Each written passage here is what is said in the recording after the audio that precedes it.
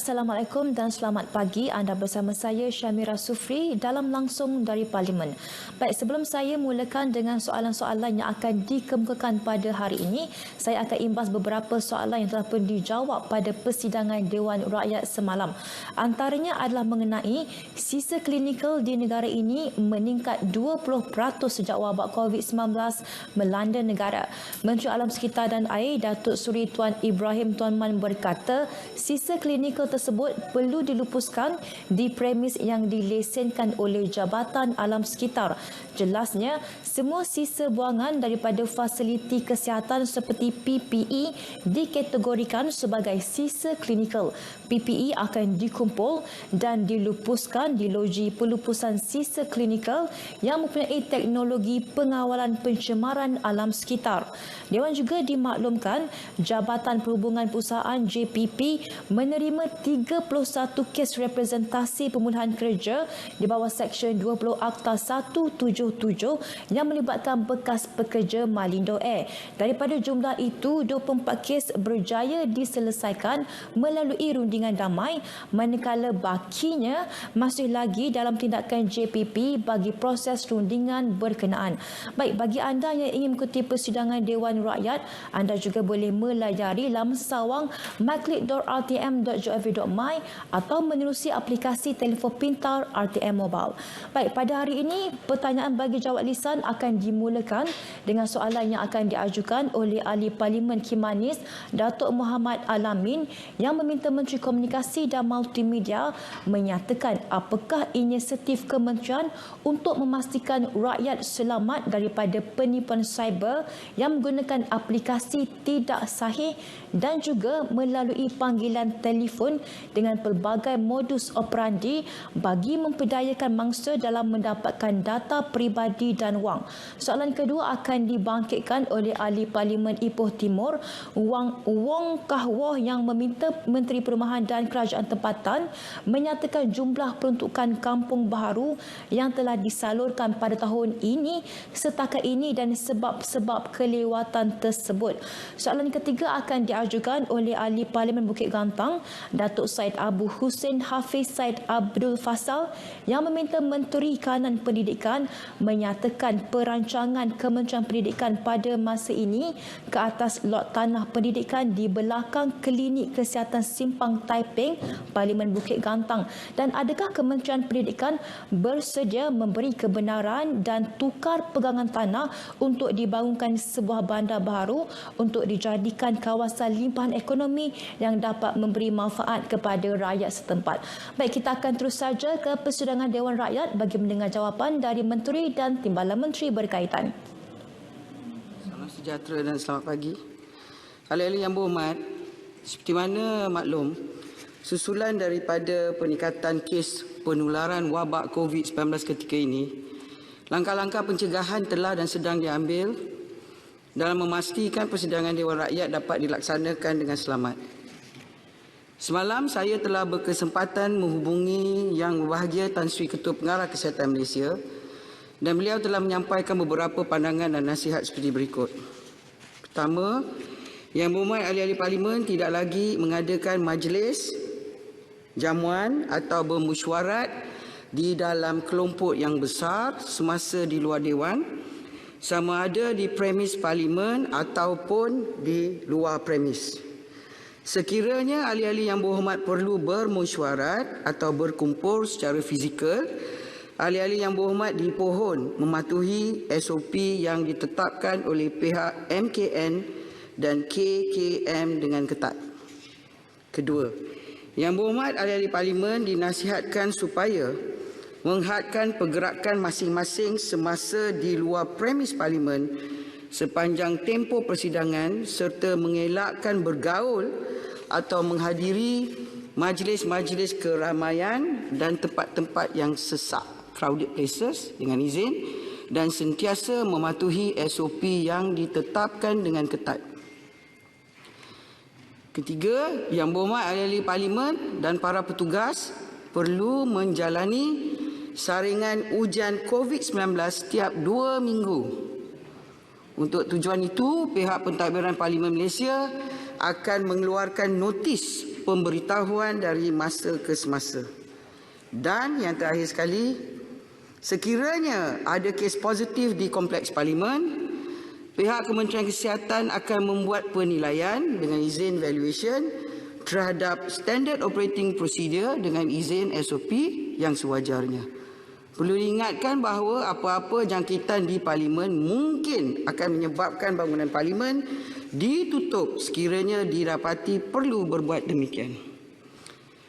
Di atas kesempatan ini, bagi pihak Parlimen Malaysia, saya ingin mengucapkan setinggi-tinggi penghargaan dan terima kasih kepada Yang Berbahagia Tan Sri Ketua Pengarah Kesihatan Malaysia, Pengarah Kesihatan Wilayah Persekutuan Kuala Lumpur dan pegawai-pegawai serta warga Kementerian Kesihatan yang berganding bahu, bertungkus lumus, menjalankan ujian saringan dan atas nasihat-nasihat yang diberikan kepada ahli yang berhormat dan warga Parlimen. Terima kasih, Datuk Azhar Azizan Harun, 4 November 2020. Terima kasih. Silakan. Saya menjemput Yang Berhormat Timbalan Menteri Kesihatan. Tuan Yang Di-Pertua, bahawa menurut Peraturan Mesyuarat 62, saya mohon untuk menarik balik DR 37/2019 Rang Undang-Undang Racun Pindaan 2019 seperti yang tertera di nombor 6 dalam aturan urusan mesyuarat pada hari ini. Baiklah. Terima kasih. Pertanyaan-pertanyaan bagi jawab lisan. Sekarang, Yang Berhormat, sekarang saya menjemput soalan nombor 1. Yang Berhormat Datuk Muhammad bin Alamin Kimanis. Yang Berhormat. Bismillahirrahmanirrahim. Assalamualaikum warahmatullahi wabarakatuh. Terima kasih Datuk Speaker. Soalan saya nombor 1. Silakan. Tuan Yang Di-Pertua, untuk makluman ahli yang berhormat Kimanis, kegiatan penipuan ataupun skam dengan izin, sama ada secara dalam talian online dengan izin ataupun luar talian offline dengan izin, adalah tertakluk di bawah bidang kuasa pihak Polis Diraja Malaysia, Kementerian Perdagangan Dalam Negeri dan Hal Ehwal Pengguna, Suruhanjaya Security, Bank Negara Malaysia atau agensi-agensi berkenaan tertakluk kepada bentuk-bentuk penipuan yang dijalankan. Bagi perkara berkaitan siasatan, terdapat jawatan kuasa jenayah cyber PDRM dan SKMM yang telah ditubuhkan dan digerakkan dan sentiasa diperkasakan bagi menerajui gerak kerja dan tindakan yang lebih strategik dan tersusun antara PDRM dan SKMM dalam membanteras jenayah cyber, termasuklah yang berkaitan penipuan atau skam dengan izin. Kerjasama dan kolaborasi antara kedua-dua pihak, khususnya dalam perkongsian maklumat dan kepakaran, adalah bertepatan bagi melancarkan aktiviti penguatkuasaan supaya dapat menangani isu penyalahgunaan media sosial dengan lebih efektif.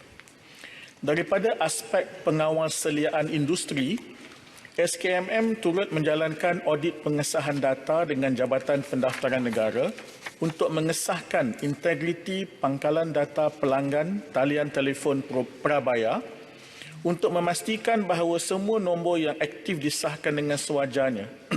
Ini bagi mengelakkan ia disalahguna oleh pihak yang tidak bertanggungjawab untuk tujuan penipuan dan seumpamanya. Sehingga Oktober 2020, sebanyak 1,377,862 talian prabayar yang didaftar secara meragukan telah dikesan. Daripada jumlah tersebut, sebanyak 920,207 talian telah ditamatkan perkhidmatannya dan 457,645 telah dikemaskini dengan maklumat yang sah. KKMM melalui Jabatan Penerangan Malaysia juga melaksanakan strategi komunikasi yang terancang melalui saluran platform media sosial rasmi JAPEN bagi memastikan rakyat mendapat maklumat tepat dan sahih berkenaan penipuan cyber. Antara inisiatif kementerian yang lain untuk menyampaikan kesedaran ialah melalui pelbagai rancangan, contohnya bual bicara, laporan berita, pesanan khidmat masyarakat atau PSA, infografik di media sosial dan media dalam talian serta hebahan program-program radio, televisyen dan sebagainya. Melalui Cyber Security Malaysia, salah sebuah agensi kementerian, kami turut membantu rakyat menangani penipuan cyber melalui pelbagai program keselamatan cyber. Ini memerlukan pelaksanaan aktiviti kesedaran keselamatan cyber yang berterusan dalam usaha untuk memupuk amalan keselamatan cyber dan kehidupan harian dan juga meningkatkan pengetahuan ancaman cyber yang sentiasa berubah mengikut teknologi semasa. CSM juga menyalurkan kepakaran teknikal keselamatan cyber melalui kerjasama yang erat dengan agensi penguatkuasa seperti PDRM dan KPDN-HEP. Terima kasih. Silakan, soalan tambahan. Terima kasih Yang Berhormat Menteri. Saya mengikuti jawapan lebih baik yang telah pun disampaikan oleh Yang Berhormat Menteri dan apa juga yang dilaporkan di luar sana dalam media-media elektronik ataupun media cetak, ianya merupakan satu wake up call bagi kita bahawa jenayah siber ini sudah sampai tahap yang begitu dahsyat dan membimbangkan kepada kita. Jadi demikian, Datuk Speaker, salah satu contoh Macau Scam umpamanya. Macau Scam ini adalah sebagian kecil contoh yang telah terbongkar dan telah tertangkap beberapa dalang-dalangnya. Walaupun dalang itu sempat melarikan diri tetapi ditangkap semula. Datuk Speaker, salah satu barangkali kebijakan ataupun strategi yang harus diambil oleh kementerian dalam membendung dan juga membantras jenayah siber ini ialah dengan memantapkan lagi strategi dan kebijakan dalam mengesan alamat protokol ID ataupun alamat protokol internet atau yang dinamakan sebagai IP address ini untuk mengesan penjenayah siber itu. Jadi soalan saya Yang Berhormat Datuk Seri Speaker, yang pertamanya, apakah statistik jenayah siber atau penipuan siber Macau Scam yang telah berlaku sepanjang tempoh ini, umpamanya daripada Januari hingga ke hari ini. Yang keduanya, apakah tindakan kementerian dalam memantapkan lagi kebijakan dan juga strategi pengesanan alamat protokol internet ataupun IP address itu. Yang ketiganya tadi disebutkan beberapa jenis program atau pendekatan, approach oleh kementerian dalam memberikan bimbingan didikan kepada masyarakat. Yang Berhormat, lebih masa. Ya, jadi apakah lagi cara yang terbaik oleh daripada kementerian untuk memberikan didikan kepada masyarakat? Terima kasih, Datuk Speaker. Silakan Yang Berhormat Menteri. Terima kasih. Berkenaan dengan Macau Scam, yang ini saya mohon kalau ia boleh dijawab secara bertulis. Yang Tuan Yang Di-Pertua, tadi soalan asal Yang Berhormat ialah berkaitan dengan kementerian. Izinkan saya untuk menyebutkan pendekatan kerajaan secara keseluruhan. Saya fikir ini boleh membantu apa yang walaupun yang ditanya oleh Kimanis itu sangat teknikal, itu memang kerja-kerja di bawah SKMM dan kerja-kerja di bawah CSM.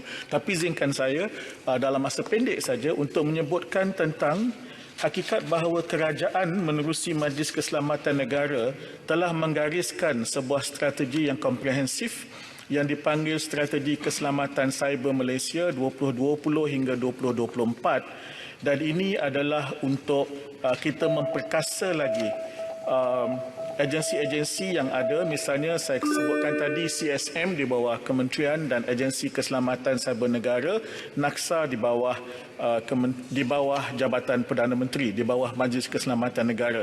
Jadi sebanyak 1.8 bilion, RM 1.8 bilion telah disediakan untuk inisiatif-inisiatif yang terkandung di bawah Strategi Keselamatan Cyber Negara 2020-2024. Yang teknikal itu insya-Allah dari semasa-semasa kita perkukuhkan makmal-makmal yang sedia ada, khususnya di CSM. Terima kasih.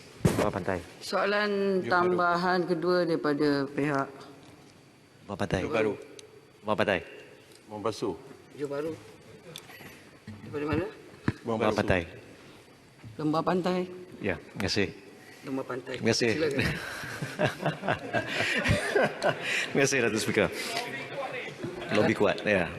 Terima kasih Datuk Yang Berhormat Menteri. Berkenaan dengan penipuan cyber, kita lihat terutama yang menggunakan aplikasi telefoni, semestinya penjenayah menggunakan pengkalan data yang khusus. Dan saya rasa masih berlega di luar sana satu misteri berkaitan dengan 46 juta data peribadi pengguna perkhidmatan telekomunikasi yang melibatkan sebuah syarikat bernama Numera, ya, yang telah dibongkarkan pada tahun 2017. Adakah Yang Berhormat Menteri boleh menyatakan sama ada kerja-kerja jenayah yang berlaku sekarang ni ada menggunakan data daripada 46 juta data set peribadi yang telah dicuri daripada set yang dipegang oleh Numera sekitar tahun 2017. Terima kasih. Silakan. Tuan Yang di-Pertua, saya minta panduan tetapi saya merasakan bahawa saya tak dapat menjawab soalan itu kerana ia melibatkan nama sebuah organisasi yang sekarang ini ada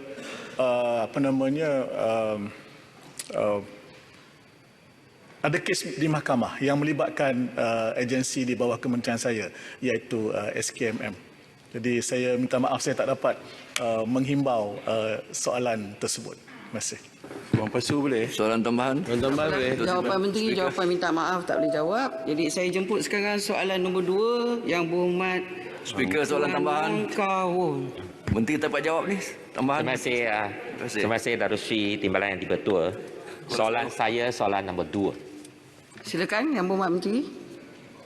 Bismillahirrahmanirrahim. Alhamdulillah. Terima kasih Ibu Timur kerana di atas soalan mengenai pembangunan kampung baru Cina. Ya. Jadi untuk makluman YB, peruntukan yang telah kita sediakan untuk pembangunan kampung baru Cina ini adalah sebanyak 42 juta untuk pembangunan infrastruktur dan program bantuan baik pulih rumah sebanyak 5 juta dan 13 juta untuk pinjaman khas. So keseluruhannya 60 juta. Jadi untuk tahun 2020 untuk program-program infrastruktur kita telah meluluskan dan sudah komplit kerja-kerja sebanyak 15.4 juta, iaitu hampir 40% daripada peruntukan, sebanyak 235 projek. Dan dalam breakdown dia by the states, jadi alhamdulillah Perak catat yang tertinggi sekali YB, kerana saya ingat YB sangat peka tentang pembangunan kampung baru ni. So Perak mencatatkan sebanyak 5.2 juta, diikuti oleh Johor 4.2 juta dan juga Pahang 1.4 juta. Tapi malangnya Pulau Pinang dengan Terengganu tidak ada satu program lagi yang telah dimohon. Untuk budget allocation peruntukan kelulusan program bantuan balik baik pulih rumah telah dibelanjakan sebanyak 1.7 juta. Begitu juga Perak catat yang tertinggi sekali sebanyak 564,000, diikuti oleh Perlis 262,000 dan Selangor 220,000. So di antara perkara tidak ada kelewatan untuk saluran keuangan kepada projek-projek pembangunan kampung baru ini. Duit dah ada, cuma oleh kerana PKP berlaku pada awal tahun ini dan juga pertukaran kerajaan, jadi ada perkara-perkara pelantikan yang harus kita buat, pelantikan baru. Namun demikian, kita tidak gugurkan ketua-ketua kampung baru yang dahulu kita tunggu sehingga tarikh tempoh mereka di jawatan mereka itu tamat, baru kita tukarkan. Jadi ini transition ini mengambil masa juga, dan kita dengan pelantikan yang baru kita harus membuat latihan dan sebagainya. Jadi oleh kerana itu, jadi permohonan-permohonan selebih itu masih dalam proses dan belum lagi kita keluarkan peruntukannya. Terima kasih. Soalan tambahan pertama. Terima kasih Yang Berhormat Menteri. Yang Berhormat Menteri tadi telah menyatakan sebanyak 40% daripada peruntukan untuk perbaikan infrastruktur telah pun disalurkan dan kita ada balance sebanyak 60% lagi. Dan sememangnya di dalam tangan saya ada beberapa statistik yang menunjukkan bahawa terdapat projek-projek gotong royong kecil yang telah pun dipohon pada awal tahun ini tetapi tidak dijalankan. Saya bagi contoh, Kampar masuk 28 projek, tak ada satu pun yang diluluskan. Larut Matang 22 projek, satu yang diluluskan. Seremban 1 dan 2, 18 projek, tak ada satu pun yang diluluskan. Kluang 19 projek dipohon dan tak ada satu pun yang diluluskan. Dan ini merupakan trend. Saya ada data-data yang lain sekiranya saya boleh share dengan Yang Berhormat Menteri. So sama ada pihak kementerian bersedia untuk mempertimbangkan semula kesemua permohonan ini memandangkan PKP sekarang masih belum lagi dilantik. Dan soalan tambahan kedua saya adalah sama ada bilakah PKP yang baru akan dilantik dan juga di negeri-negeri yang mana belum ada lagi ketua kampung baharu seperti di negeri Perak dan Johor, bagaimanakah peruntukan ini boleh disalurkan? Sekian, terima kasih. Silakan.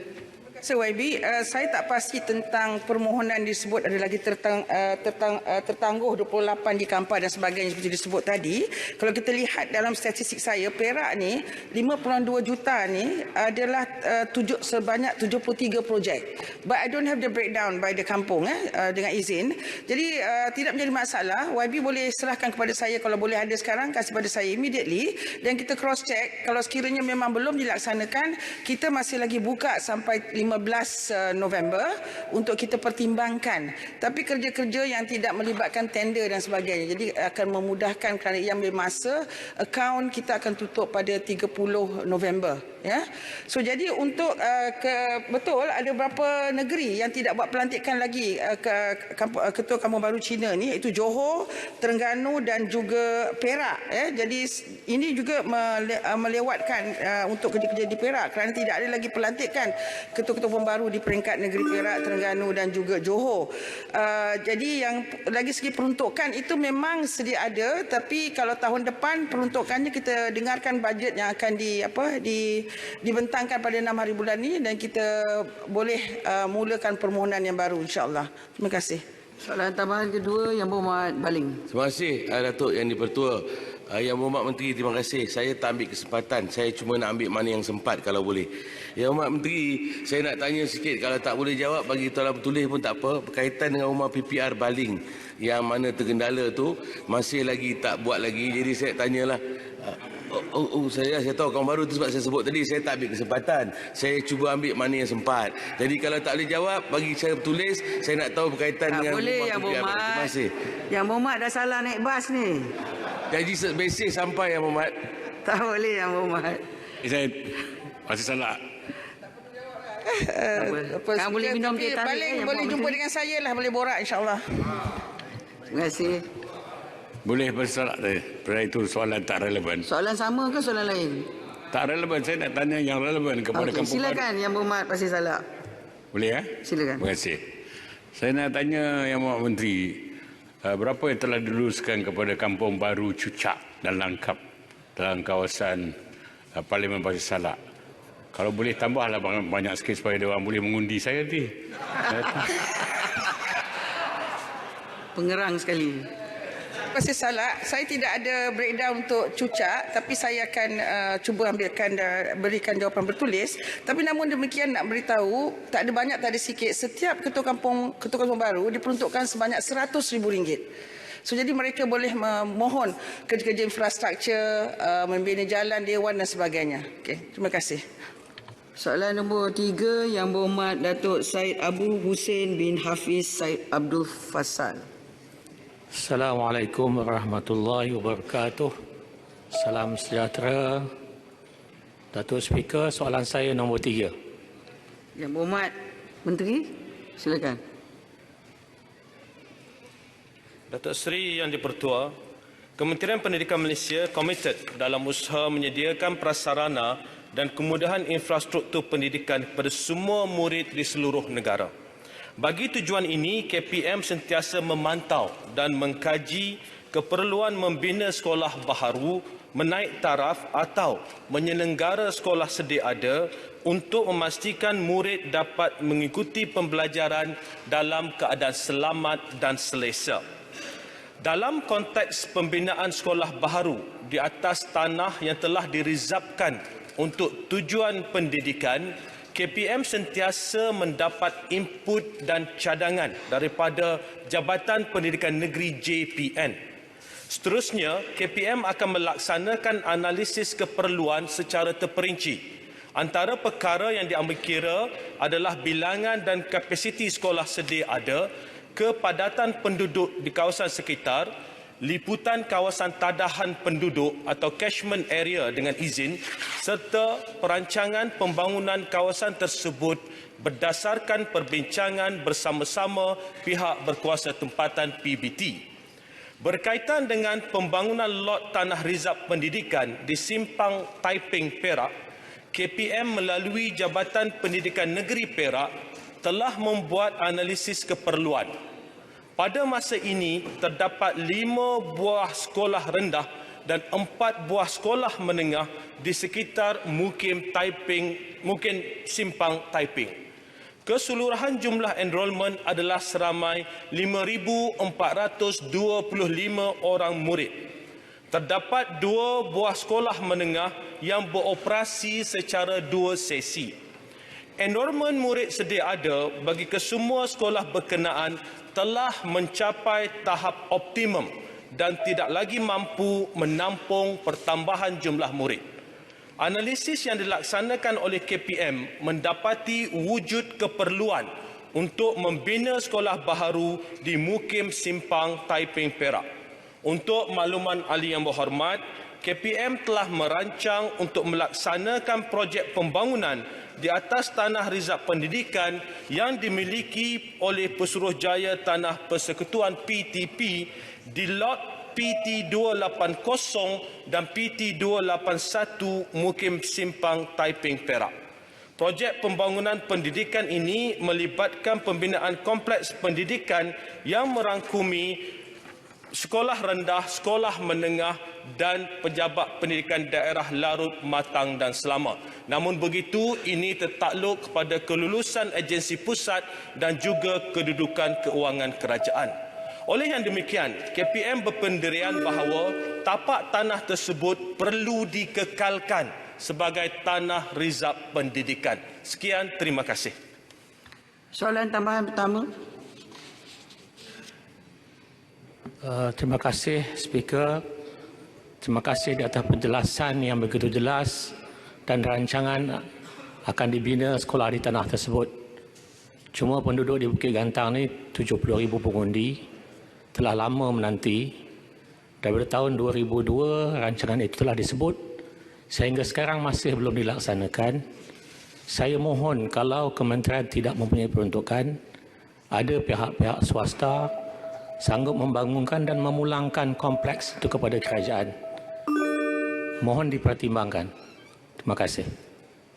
Silakan. Terima kasih ahli yang berhormat dan terima kasih atas cadangan tersebut. Untuk maklumat ahli yang berhormat, kementerian sedang melihat secara menyeluruh keperluan untuk membina sekolah-sekolah khususnya di kawasan atau di sekolah yang mana jumlah pelajarnya telah terlalu tinggi dan agak terlalu sesak.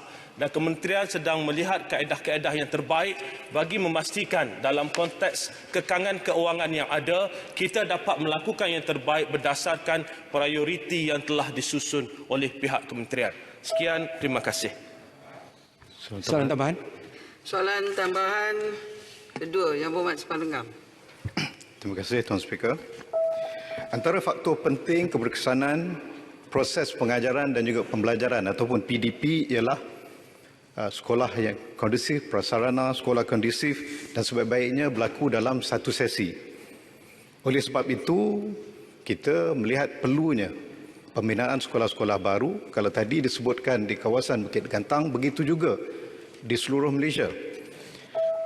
Dan ianya perlu diberikan penekanan. Namun, kita tahu kekangan dana kerajaan di waktu ini dan sebelum ini. Persoalannya ialah, apakah pihak kementerian mempunyai hala tuju dan iltizam yang jelas bagi meyakinkan pihak unit perancang ekonomi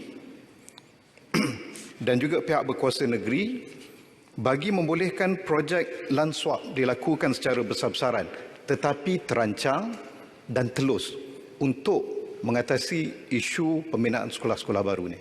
Terima kasih Tuan Speaker. Silakan. Terima kasih Yang Berhormat. Berkaitan dengan hala tuju, ya, untuk makluman ahli Yang Berhormat, Kementerian mempunyai satu hala tuju yang cukup jelas dalam konteks keperluan untuk membina sekolah-sekolah baru. Ya, Yang Berhormat bercakap berkaitan dengan sekolah 2 sesi dan kita ada juga sekolah 1 sesi yang terlalu sesak. Jumlah pelajarnya sesi pagi kadang-kadang dah mencapai melebihi 1,500 orang. Jadi pada masa ini kita melihat secara menyeluruh keperluan dan keutamaan yang kita perlu laksanakan dan berdasarkan kajian tersebut kita telah menyusun keperluan keuangan. Daripada itu kita telah berbincang dengan EPU dalam konteks RMK ke-12 dan juga melihat keperluan untuk kita mengadakan land swap.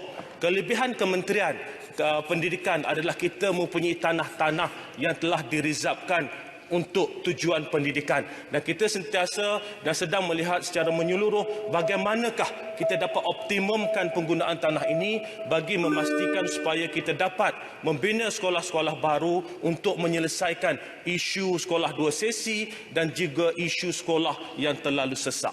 Sekian, terima kasih. Jadi Yang Berhormat Menteri, berkaitan land swap tadi, apakah perancangan besar-besaran? Yang Berhormat kena tunggu saya jemput Yang Berhormat. Saya tak jemput, minta maaf lah Yang Berhormat ni. Sekarang saya jemput Yang Berhormat Datuk Seri Haji Salihuddin bin Ayub. Soalan nombor 4. Silakan.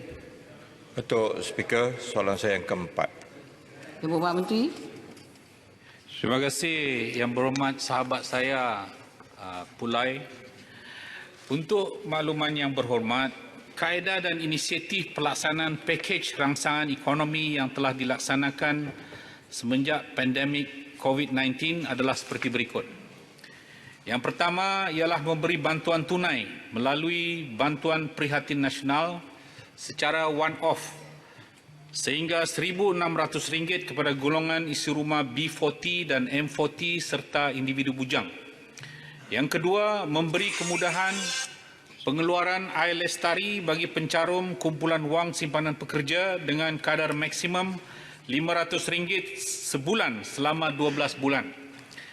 Yang ketiga adalah memberi bantuan tunai kepada pemandu e-hailing, pemandu teksi, bas sekolah, pemandu pelancong dan bas pesiaran sebanyak RM70 juta kepada 131,000 penerima.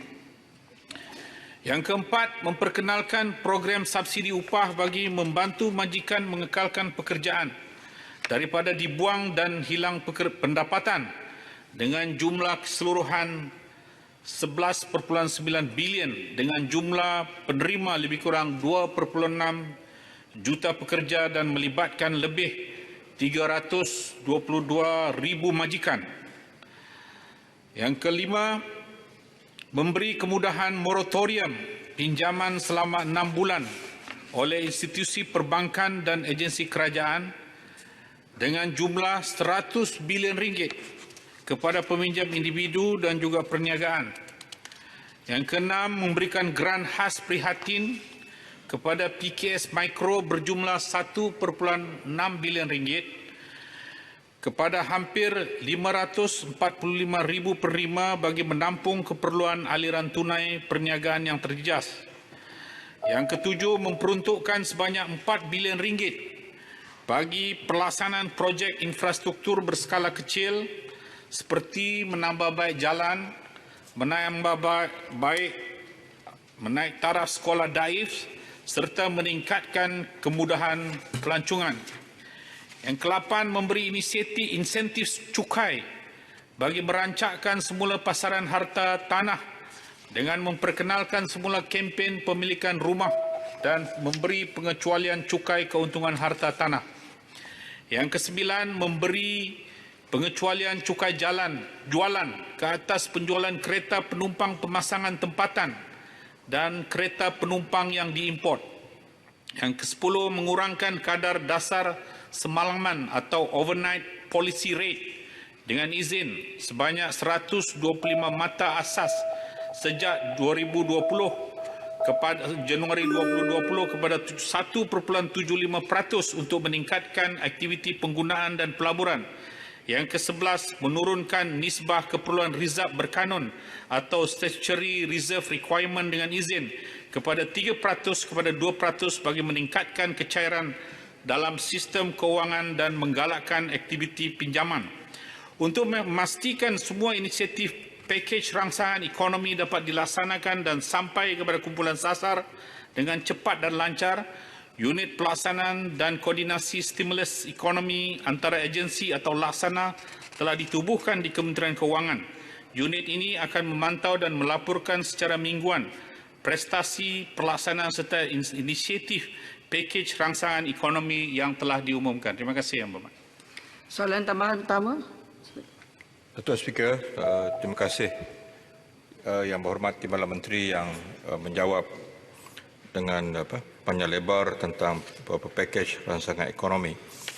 Soalan tambahan saya, Yang Berhormat, bolehkah saya tahu sepanjang bulan Mac hingga September di atas pelbagai rangsangan itu, berapakah nilai projek yang diberikan secara holding terus ataupun direct nego? Dan yang kedua, Yang Berhormat, adakah isu moratorium itu yang sangat diharapkan oleh rakyat akan dapat dilanjutkan? Kerana inilah suara rakyat Malaysia yang saya rasa terlalu meminta kerajaan untuk melanjutkan moratorium itu. Terima kasih. Silakan. Terima kasih, Yang Berhormat. Soalan yang pertama iaitu berkaitan direct nego yang seperti mana yang setelah jelaskan sebelum ini di Dewan Yang Mulia ini, bahawa direct nego hanya boleh diberi kepada kriteria-kriteria tertentu. Dalam pakej yang dilaksanakan ini, saya tidak ada maklumat berkaitan dengan adakah ianya diberikan pemberian secara direct nego atau tidak, tetapi saya akan bekalkan kepada Yang Berhormat selepas ini. Berkaitan dengan moratorium ini, sebenarnya pada hari Jumaat ini kita akan ada pembentangan bajet. Oleh sebab itu, untuk menentukan sama ada inisiatif ini dilaksanakan atau tidak, kita tunggu pada hari Jumaat nanti sama ada pengumuman berikut berkaitan perkara ini. Terima kasih, Yang Berhormat. Soalan tambahan kedua, Yang Berhormat Jempol. Terima kasih, Datuk Yang di-Pertua. Saya mendengar tadi berbagai pakej yang dinyatakan, berbagai inisiatif yang dinyatakan, begitu prihatin PKS, penjana dan sebagainya. Saya nak tanya soalan, apakah mekanisme kementerian untuk mengoptimumkan dasar Buy Malaysia First di kalangan rakyat, merancangkan industri tempatan di samping mewujudkan momentum positif dalam ekonomi domestik. Yang keduanya, berdasarkan pada inisiatif rangsangan ekonomi yang dilaksanakan oleh kerajaan, apakah unjuran pertumbuhan ekonomi domestik kepada tahun ini, tahun yang mendatang, adakah ianya berada dalam kedudukan yang positif? Terima kasih. Silakan. Terima kasih, Yang Berhormat Jempol. Soalan yang pertama yang dikemukakan ialah berkaitan dengan Buy Malaysian Product. Sudah tentu dalam pakej rangsangan ekonomi ini kita memberikan keutamaan dan memberikan keutamaan kepada pembelian Buy Malaysian Product kerana ianya akan memberikan rangsangan terhadap ekonomi negara kita. Walau bagaimanapun sebagai sebuah ekonomi yang terbuka, kita juga mungkin bagi produk-produk tertentu untuk mendapatkannya daripada luar negara. Bagi berkaitan dengan unjuran pertumbuhan ekonomi, seperti mana yang saya ingin jelaskan di sini ialah bahawa terdapat petunjuk pada pertama suku 2020 KDNK kita telah pun mencatat pertumbuhan sebanyak 0.7%. Dan manakala pada suku kedua KDNK negara telah menguncup sebanyak minus 17.1% berikutan pelaksanaan Perintah Kawalan atau PKP. Walau bagaimanapun, jika dilihat pertumbuhan ekonomi secara bulanan, KDNK telah menunjukkan tren pemulihan daripada minus 20.8% pada bulan April kepada minus 19.5% pada bulan Mei dan seterusnya minus 3.2% pada bulan Jun. Bagaimanapun bagi unjuran dijangka kembali berkembang sebanyak 5.5% sehingga 8% pada tahun 2021. Terima kasih Yang Berhormat. Soalan nombor 5, Yang Berhormat Datuk Seri Haji Tajuddin bin Abdul Rahman. Silakan. Soalan saya nombor 5, Datuk Speaker. Yang Berhormat Menteri. Bismillahirrahmanirrahim. Assalamualaikum warahmatullahi wabarakatuh. Terima kasih Yang Berhormat Datuk Seri Timbalan Speaker dan terima kasih kepada Yang Berhormat Datuk Seri Pasir Salak. Tuan Yang di-Pertua, projek perumahan generasi kedua Seberang Perak Fasa 2 adalah merupakan sebuah projek komersial melibatkan pembinaan 710 buah rumah. Sesebuah yang dijual harga mampu milik daripada harga 128,888 sehinggalah 317,888 unit yang telah dimulakan pembinaannya pada tahun 2014. Kos keseluruhan projek ini adalah sebanyak 100 juta ringgit, di mana RM29 juta adalah peruntukan infrastruktur yang dibiayai oleh KPLB, manakala RM71 juta adalah peruntukan bagi pembinaan rumah yang dibiayai oleh Fekra Berhad. Projek ini dijadualkan siap pada tahun 2018. Walau bagaimanapun sehingga kini projek ini masih belum dapat diserahkan oleh kontraktor kepada Fekra Berhad kerana pihak kontraktor yang dilantik masih berurusan dengan pihak-pihak penguasa tempatan. Bagi memenuhi kehendak-kehendak pengeluaran CJ Perakuan dan Pematuhan ataupun CCC, penguasa tempatan itu sebanyak 5 agensi iaitu Tenaga Nasional Berhad, Telekom Malaysia Berhad, Lembaga Air Perak, Indah Water Consortium dan Majlis Daerah Perak Tengah. Sehingga kini daripada 5 agensi ini, hanya 2 agensi telah memberikan sokongan iaitu TMB dan TMB. Bagi melengkapkan kelulusan CCC ini, pihak JKR telah mengarahkan supaya setiap simpang masuk ke kawasan penempatan diwujudkan lampu isyarat disebabkan faktor keselamatan. Kerana sebelum ini telah pun berlaku 2 kemalangan maut. Namun demikian, pembinaan lampu isyarat ini akan melibatkan laluan paip utama IWK. Justru itu laluan paip perlu diubah yang melibatkan kos keseluruhan 1.6 juta yang akan dibayar oleh KPFB. Kerja-kerja pembinaan lampu isyarat ini dan pengubahan alih laluan paip utama IWK akan berakhir selewat-lewatnya tahun 2020. Pihak Fekra Berhad sedang berusaha untuk menyelesaikan masalah kelewatan ini dan dijangka projek ini dapat diserahkan sepenuhnya kepada Fekra Berhad pada suku tahun pertama 2021. Terima kasih, Yang Berhormat. Soalan tambahan pertama. Datuk Speaker, macam mana boleh bertukar dari projek untuk membela anak-anak peserta Fekra kepada projek komersial? This was not the case. Dengan izin, when I was the chairman of Fekra, this project saya buat untuk anak-anak peserta Fekra. Dah harganya kurang daripada itu. Yang dia kata 300,000, 120,000, ni tak betul ni. Kalau begini, saya nak minta pengurusan Fekra, CEO tu buang, ganti orang lain. Betul. Satu ketika saya balik ke kawasan, saya tengok semak samun. Apa dah ni? Saya dapatkan tanah itu 380 ekar dan kita bagi kepada peserta cuma secara percuma. Bayaran hanya 1,500 satu lot tanah yang luasnya 5,000 kaki persegi. Boleh buat banglo. Kenapa kos harga jualan dah naik dan dijadikan komersial? Ini tak betul. Betulkan balik, Datuk Timbalan Menteri. Saya bagi warning ni. Sebab saya nak bertanding lagi besok.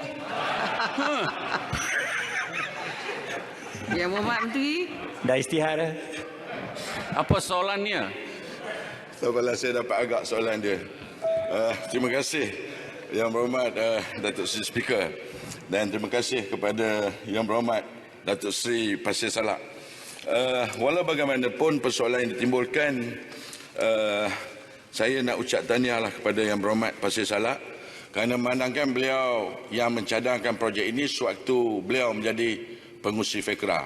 Dan saya pun tidak menjangkakan bahawa projek ini telah dinyatakan oleh Pasir Salak menjadi projek komersial. Dan ini sudah pastilah saya terpaksa menghadapi untuk berbincang kembali dengan FEKRA apakah punca ia menjadi sebuah projek komersial. Dan saya tidak menjangkakan bahawa asal yang dicadangkan oleh Yang Berhormat Pasir Salak adalah projek kecil, projek kos rendah untuk dibayari oleh masyarakat setempat. Datuk Speaker, ini is a social responsibility of FEKRA kepada anak peserta. Social responsibility, tanggungjawab sosial. Ya. Dan saya percaya satu penyelesaian boleh dilakukan untuk demi kebaikan di kawasan Pasir Salak itu sendiri.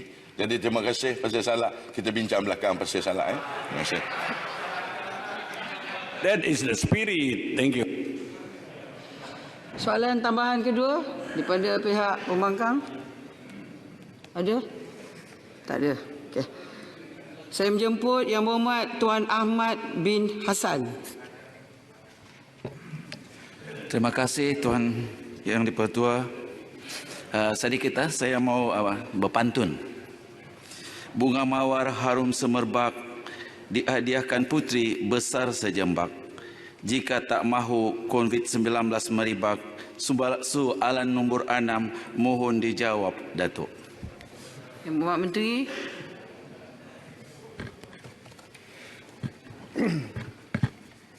Terima kasih kepada Ahli Yang Berhormat daripada PAPA. Tuan Yang Dipertua, izinkan saya menjawab bersekali soalan ini bersama soalan bertarikh hari ini di nombor 18 daripada Pematang Pauh, nombor 56 daripada Kapa, 57 daripada Serian, serta soalan bertarikh 10 November daripada Tebrau dan juga daripada Kimanis. Untuk makluman ahli-ahli yang berhormat, Malaysia ketika ini tidak mempunyai fasiliti pembuatan vaksin bagi kegunaan manusia dan ini termasuklah juga bagi COVID-19. Jaminan akses awal dan aspek kecukupan pembekalan vaksin adalah sangat penting bagi menjamin bekalan vaksin COVID-19 dapat disediakan kepada semua lapisan masyarakat di Malaysia. Vaksin COVID-19 yang telah dikenal pasti hendaklah selamat dan keberkesanannya terbukti. Justru kerajaan menerusi kaedah diplomasi sains yang digerakkan bersama bermula April lalu antara Kementerian Kesihatan Malaysia, Kementerian Luar Negeri dan Kementerian Sains, Teknologi dan Inovasi telah melaksanakan pendekatan pelbagai hala, multi-pronged approach dengan izin bagi membolehkan Malaysia memperolehi jaminan akses kepada bekalan vaksin COVID-19 yang sedang giat dibangunkan di seluruh dunia. Berdasarkan senarai vaksin COVID-19 daripada WHO bertarikh 3 November 2020, terdapat 202 calon vaksin sedang dibangunkan dengan 10 daripadanya berada dalam ujian klinikal fasa ketiga. Menerusi pendekatan pelbagai hala daripada diplomasi sains Malaysia, beberapa rundingan telah dan sedang dimuktamadkan dengan pembangun vaksin di seluruh dunia, termasuklah bersama kerajaan China apabila lawatan pada 13 Oktober yang lepas, Menteri Luar China Wang Yi telah umumkan Malaysia dalam senarai keutamaan untuk menerima vaksin daripada China. Selain daripada itu, rundingan Facility Access Global Vaccine COVID-19 COVAX dan juga syarikat farmaceutical luar negara yang lain. Kerajaan juga mengalu-alukan penglibatan entiti swasta dalam urusan perolehan vaksin dan mendirikan fasiliti pembuatan vaksin termasuk melalui pendekatan kerjasama awam swasta. Pendekatan kerjasama awam swasta ini telah dibincangkan dalam mesyuarat Majlis Sains pada bulan Julai yang lepas. Pemilihan syarikat farmaceutical tempatan yang memenuhi syarat amalan perkilangan baik mengikut Standard Pharmaceutical Inspection Corporation Scheme akan dilakukan secara telus mengikut keupayaan untuk membeli vaksin atau mengilang pembotolan produk. Bagi tujuan penyelarasan dalam memastikan bekalan vaksin COVID-19 diperoleh dengan segera, selamat dan sempurna, Jawatankuasa Khas Jaminan Akses Bekalan Vaksin COVID-19 JKJAV telah ditubuhkan melalui persetujuan Jemaah Menteri pada 21 Oktober yang dipromosikan bersama oleh Menteri Kesihatan dan juga Menteri Sains, Teknologi dan Inovasi yang bertindak sebagai jawatankuasa induk dalam merancang, melaksana dan memantau keseluruhan strategi untuk pembekalan vaksin COVID-19. Sehubungan dengan itu, bekalan vaksin awal dijangka diperoleh pada suku pertama 2021 dengan wajaran pertama untuk 3% populasi negara yang terdiri daripada para petugas barisan hadapan meliputi sektor kesihatan dan keselamatan seperti doktor, jururawat, polis, petugas penjara dan imigresen. Akses vaksin kepada masyarakat di luar bandar dan pedalaman yang tidak berkemampuan juga akan diperolehi dan akan diangkat sebagai keutamaan sejajar dengan vaksin COVID-19 ini dilihat sebagai satu keperluan awam atau public good. Terima kasih. Soalan tambahan pertama.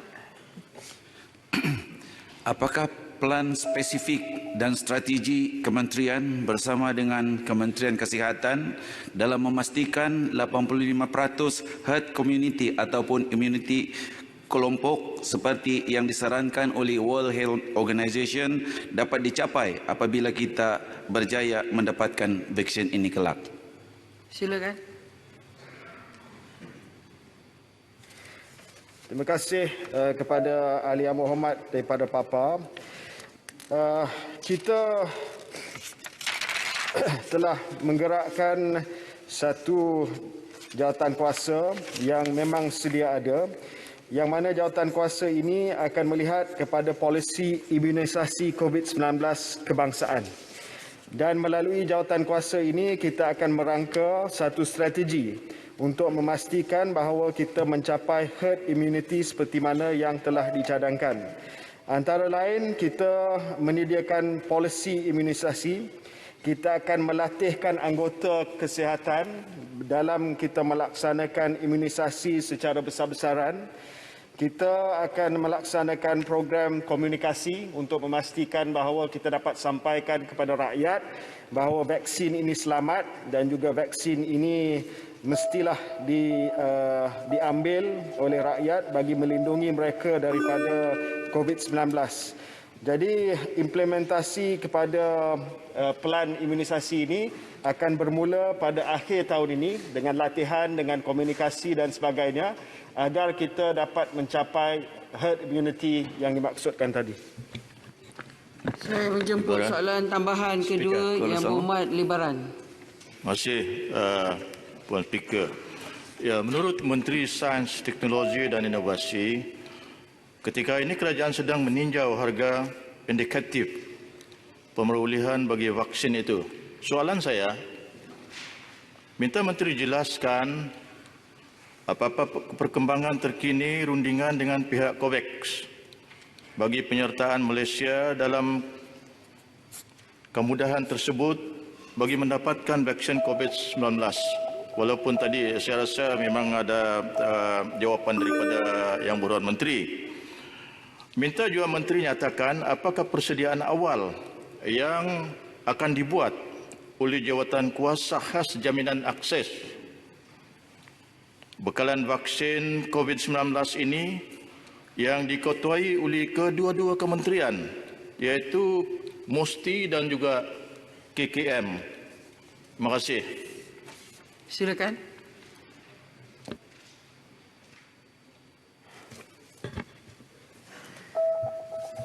Berkenaan dengan rundingan bersama dengan COVAX, ia dalam peringkat terakhir dan sekarang ini perbincangan sedang dilaksanakan oleh kementerian saya dan Kementerian Kesihatan, Kementerian Kewangan dan juga Jabatan Peguam Negara bagi kita menyertai secara rasminya COVAX. Dari segi harga yang ditawarkan oleh COVAX, indicative price dengan izin adalah dari segi maksimumnya US dollar untuk satu vaksin. Jadi kita masih lagi sedang melihat apakah beberapa klausa dalam perjanjian dengan COVAX itu yang masih perlu diperhalusi lagi, dan kita harap bahawa kita akan dapat menandatangani COVAX facility, penyertaan dalam COVAX facility ini dalam jangka masa yang terdekat. Namun saya ingin jelaskan bahawa COVAX ini hanya sebahagian sahaja daripada keperluan kita untuk mendapat vaksin COVID-19. Sebahagian besar akan kita perolehi melalui rundingan dua hala dengan negara lain ataupun dengan syarikat-syarikat lain. Datuk Seri Speaker, soalan tambahan, Kuala Selangor. Yang Berhormat Kuala Selangor. Terima kasih. Terima kasih Datuk Seri Speaker. Saya dengar dengan tekun jawapan Menteri sebentar tadi. Dan rancangannya disebutkan akan dilaksanakan tahun hadapan. Namun menyebutkan tentang jumlah 3% yang akan diberikan kepada frontliners.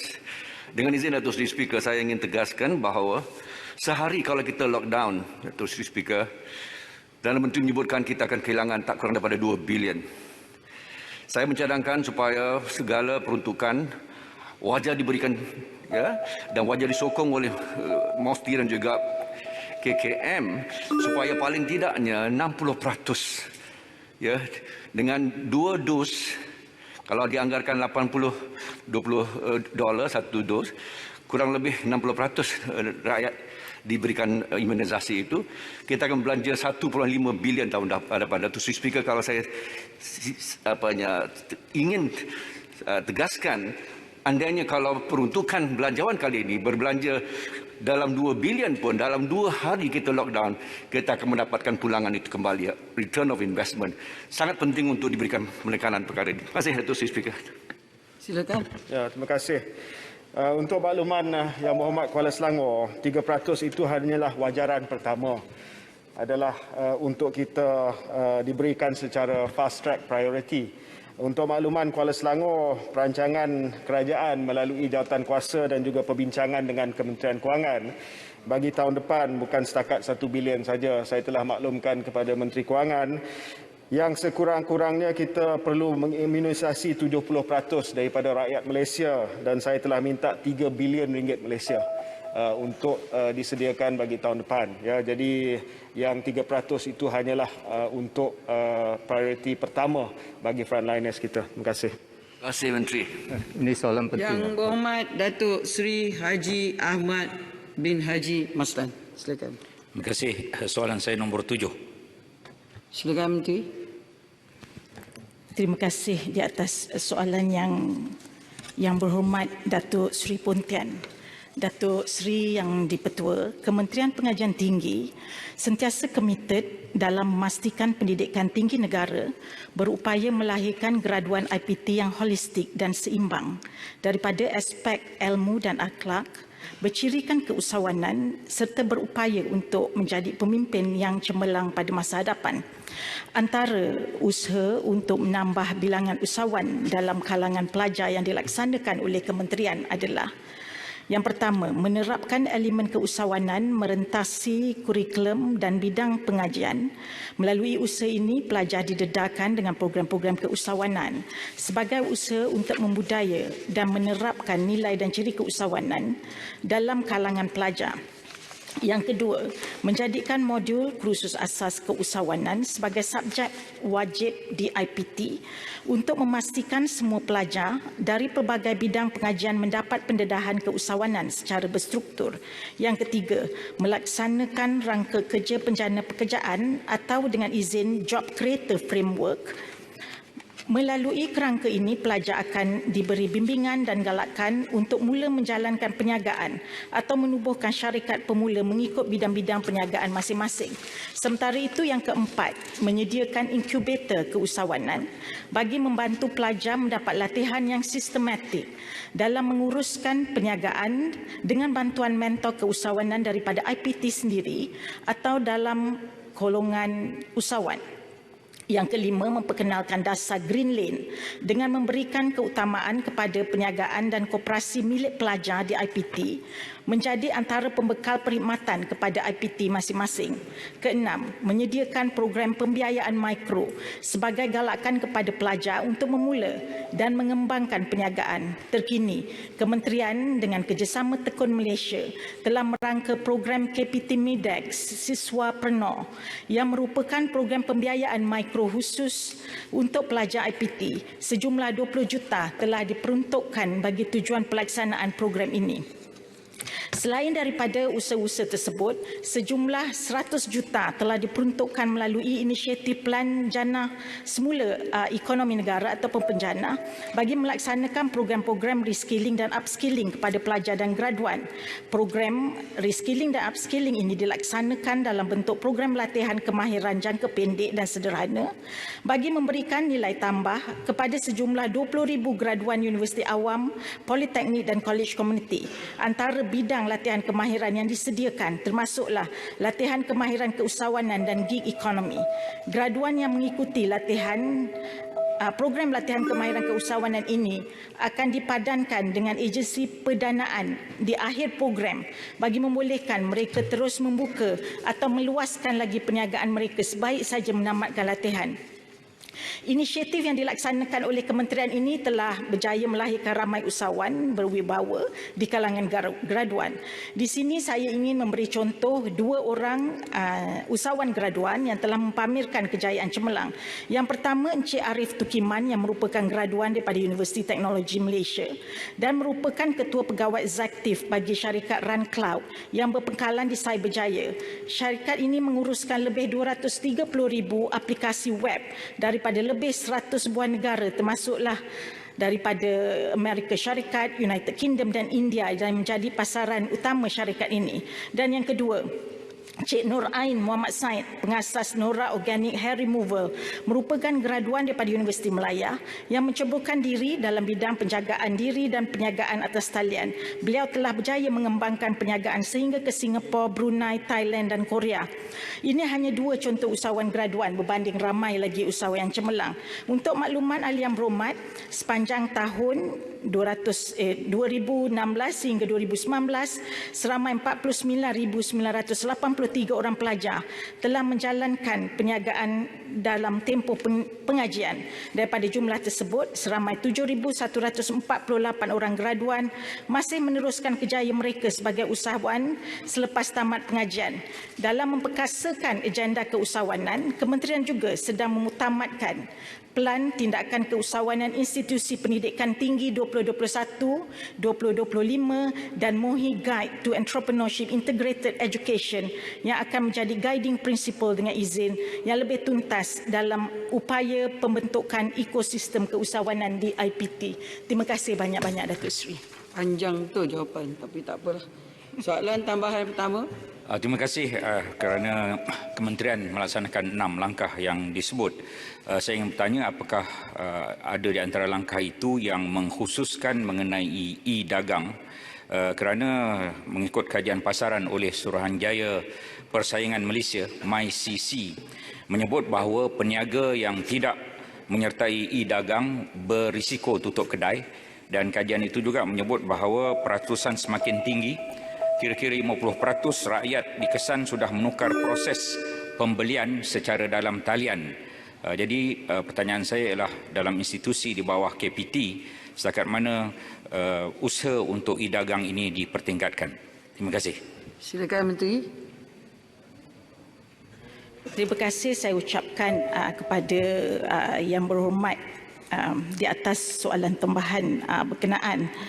Bidang keusahawanan ini memang menjadi keutamaan kementerian untuk dilaksanakan pada masa ini, terutamanya keusahawanan digital, sebab kita tekankan penguasaan kemahiran penggunaan teknologi oleh usahawan pelajar. Jadinya ada beberapa perkara yang kita tekankan. Yang pertamanya adalah keusahawanan sosial, merupakan modal keusahawanan yang tidak hanya mementingkan keuntungan, malahan dapat membantu membangunkan ekonomi komuniti, dan yang keduanya pula Yang keduanya pula adalah keusahawanan digital seperti yang berhormat tanya tadi. Dan kemahiran selaras dengan perkembangan semasa, kemahiran dalam mengguna dan memanfaatkan teknologi sangat penting. Oleh itu, pembangunan keusahawanan digital adalah merupakan keusahawanan yang ataupun bidang yang diberikan tumpuan oleh kementerian. Jadinya, kementerian juga mengadakan beberapa kerjasama bersama dengan Institut Keusahawanan Negara, INSCAN, MDEC, PUNB, Tekun Malaysia dan Madrid untuk memperkukuhkan lagi dan memastikan pelajar mempunyai kecenderungan keusahawanan e-dagang itu mendapat bimbingan sewajarnya. Terima kasih banyak yang berhormat. Soalan tambahan kedua, Bukit Bintang. Terima kasih Datuk Seri Yang Dipertua. Soalan tambahan. Saya ingin bertanya Yang Berhormat Menteri, bagaimanakah sambutan penyertaan kehadiran berbagai KUAM dalam program keusahaan ini dan berapakah bilangan usahawan yang sudah dilahirkan? Terima kasih. Silakan. Mengenai soalan bilangan usahawan yang telah dilahirkan di universiti, saya ingin merujuk pada pada jawapan asal saya. Seramai 49,983 orang pelajar yang telah menjalankan perniagaan dalam tempoh pengajian tersebut, dan daripada jumlah tersebut 7,148 masih lagi meneruskan kerjaya mereka sebagai usahawan walaupun mereka telah tamat pengajian. Jadinya, dan soalan yang pertama tadi Yang Berhormat, okey, sambutan daripada kalangan graduan ini memang sangat menggalakkan sebab kita di kementerian kita memfokuskan kepada 3 perkara. Sama ada yang pertama, mereka habis saja belajar, mereka akan bekerja dengan orang lain. Yang keduanya, kita akan encourage diorang ataupun galakkan mereka menjadi usahawan. Dan yang ketiganya pula mereka menyambungkan pelajaran. Dan kita melihat disebabkan cabaran sekarang COVID-19 dan cabaran-cabaran yang terkini ini, maka sambutan terhadap kursus-kursus keusahawanan ini memang sangat menggalakkan. Terima kasih. Datuk Speaker, boleh satu lagi soalan? Tak ada masa lah sebab banyak lagi menteri-menteri nak jawab. Minta maaf. Yang Berhormat Tuan Charles Anthony Santiago. Terima kasih Tuan Speaker. Soalan saya nombor 8. Silakan Yang Berhormat Menteri. Bismillahirrahmanirrahim. Yang Berhormat Datuk Timbalan Yang Dipertua, terima kasih Yang Berhormat Kelang. Sumber biologi yang dimiliki negara adalah sangat berharga sekali kerana ia berpotensi untuk diguna bagi penghasilan produk-produk baru, termasuk dalam industri farmaceutical dan lain-lain. Akta Akses kepada Sumber Biologi dan Perkongsian Faedah 2017, yakni Akta 795, telah digubal untuk menghasilkan sumber biologi atau pengetahuan tradisi yang berkaitan diakses dengan jaminan perkongsian faedah serta mengekalkan berlakunya apa disebut kegiatan kecirian sumber biologi negara. Penguatkuasaan Akta 795 juga adalah selaras dengan obligasi dan komitmen negara di bawah Convention on Biological Diversity (CBD) dan Nagoya Protocol on Access and Benefit Sharing (Protokol Nagoya) di peringkat antarabangsa. Sejak penguatan akta ini pada akhir tahun 2017, Kementerian Tenaga dan Sumber Asli KEXA telah melaksanakan program-program kesedaran dan pembangunan kapasiti kepada pihak-pihak yang berkepentingan. Salah satu program yang boleh kita bangga ialah pendokumentasi pengetahuan tradisi tumbuhan ubatan orang asli Semenanjung Malaysia oleh Institut Pendidikan Perhutanan Malaysia, FRIM. Program ini untuk makluman telah berjaya mendokumentasikan pengetahuan tradisi tumbuhan ubatan oleh 18 suku kaum orang asli di Semenanjung Malaysia di mana ia telah mendapat pengiktirafan most number of sub-ethnic orang asli traditional knowledge documented and medical aromatic plan oleh Malaysia of Book of Record. Saya boleh tunjuk di Dewan ini, inilah dokumen yang telah kita bukukan.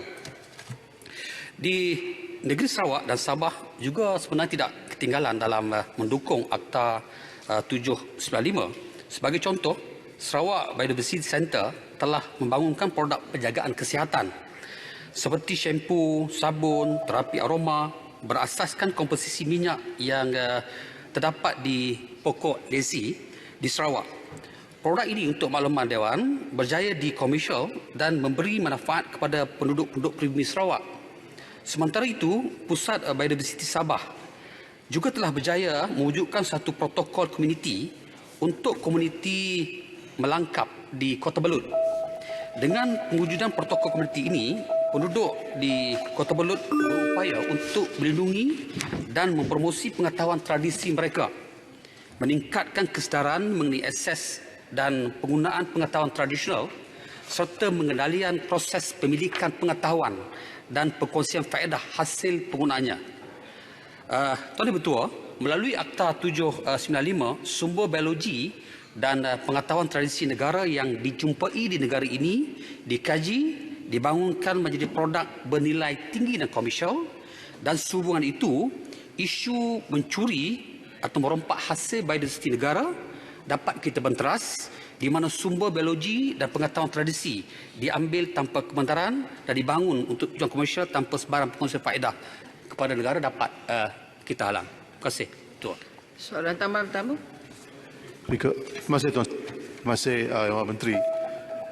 Saya keliru dengan jawapan yang telah dikeluarkan oleh Menteri tadi, sebab bila saya periksa ataupun sebagai kesediaan untuk soalan ini, dan saya melawat laman web Attorney General untuk mencari maklumat lanjut tentang Akta Sumber Biologi dan Perkongsian Faedah 2017, dan laman AGC mengatakan bahawa akta ini belum dilaksanakan. Dalam bahasa Inggeris, not yet in force. So saya pun keliru siapa yang betul. Adakah AGC betul ke atau Menteri yang betul? Sebab AGC punya laman mengatakan not in force. Tapi Yang Menteri, soal ini adalah penting memandangkan bahawa sumber biologi dan alam sekitar merupakan kepentingan negara. Kepentingan negara dan telah disenaraikan oleh Yang Menteri. So soalan saya Yang Menteri ialah saya takut seperti yang telah berlaku pada tahun yang lalu di mana molekul tongkat ali telah dipaten oleh firma tempatan, tetapi kalau firma luar negara ataupun multinational corporation paten isu dekat Malaysia, maka this is a loss for Malaysia. It's a loss for Malaysia. So oleh kerana itu saya minta Menteri untuk mengatakan kepada kita macam mana kerajaan akan menjamin kepentingan rakyat Malaysia, khususnya orang asli, supaya mereka mendapat berkongsi faedah dalam intellectual property mereka. Terima kasih. Silakan. Betul. Saya nak maklumkan dalam Dewan ini, akta ini sangat penting. Saya boleh berkongsi maklumat, misalnya kita ambil contoh pakar kulat Dr. Gary Tobel yang telah mengumpulkan bahan-bahan daripada hutan Malaysia tanpa pengetahuan dan juga persetujuan kita. Permohonan paten untuk rawatan pokok kelapa sawit yang dijangkiti Ganoderma telah dilakukan oleh pihak luar. Apabila kita menghubungi, Dr. Gary menghindari sumber dan menyebut bahawa beliau mendapat sumber ini daripada Kalimantan Borneo. Perkara-perkara inilah mahu kita lindungi supaya pihak-pihak luar tidak dengan mudah mengambil hak negara kita. Namun demikian, saya mengakui bahawa akta ini belum dikuasakan sepenuhnya dan ia dijangka akan dikuasakan Disember ini. Sehingga ini kita telah pun mempersiapkan perkara-perkara penting. Misalnya soal penubuhan jawatankuasa, penubuhan National Competent Authority dan perkara-perkara berkaitan. Kita sedang menyiapkan perkara-perkara berkaitan misalnya peraturan-peraturan yang berkaitan dengan Akta 795. Contohnya berkaitan dengan peranan pihak berkuasa tempatan dan negeri dan sebagainya.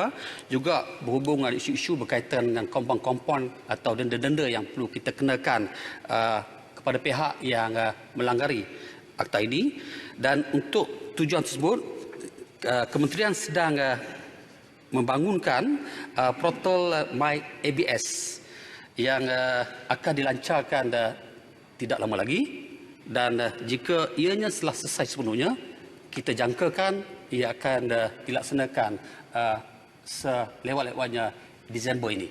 Dan saya percaya dengan adanya akta ini kita dapat mengawal dan menjaga kepentingan masyarakat pribumi khususnya dan juga kepentingan negara dan soal biologi. Terima kasih. Betul. Soalan tambahan nombor 2 Yang Berhormat Jelun.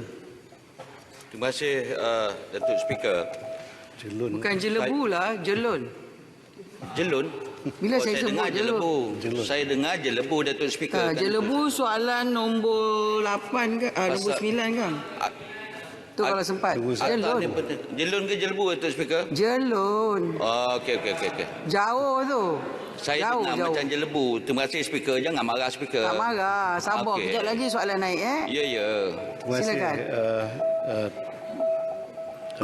Yang Ketua Speaker, soalan tambahan saya, seperti mana yang kita sedia maklum, biodiversiti di Malaysia ini antara yang terbesar dan paling tinggi nilainya di peringkat antarabangsa. Maka sudah tentu banyak institusi-institusi penyelidikan daripada luar negara, ya, termasuk agensi-agensi di bawah Pertubuhan Bangsa-Bangsa Bersatu yang sangat berminat untuk menjalankan aktiviti penyelidikan di kawasan-kawasan hutan di mana wujudnya biodiversiti ini. Apakah kaedah dan pendekatan yang diambil oleh kerajaan untuk memastikan bahawa bila institusi penyelidikan luar ini membuat aktiviti mereka di dalam kawasan kita ini, mereka haruslah bekerjasama dengan universiti-universiti tempatan supaya pendapatan mereka itu dapat dikongsikan bersama dengan negara kita.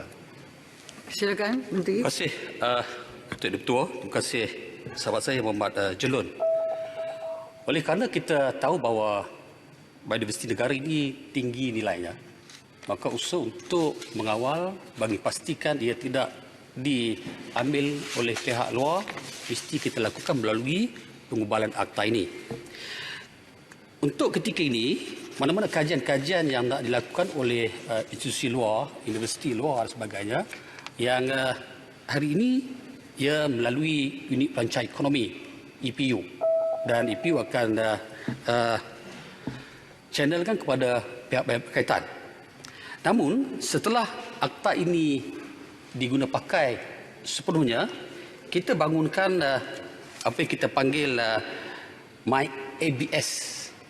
Dan melalui MyABS inilah pihak-pihak sama ada penyelidik, industri dan sebagainya dalam atau luar negara yang ingin terlibat untuk buat kajian atau mengkomersialkan apa juga sumber biodiversiti negara melalui sistem ini. Dan kita akan bekerjasama dengan kerajaan negeri kerana hak biodiversiti ini biasanya adalah milik kerajaan negeri.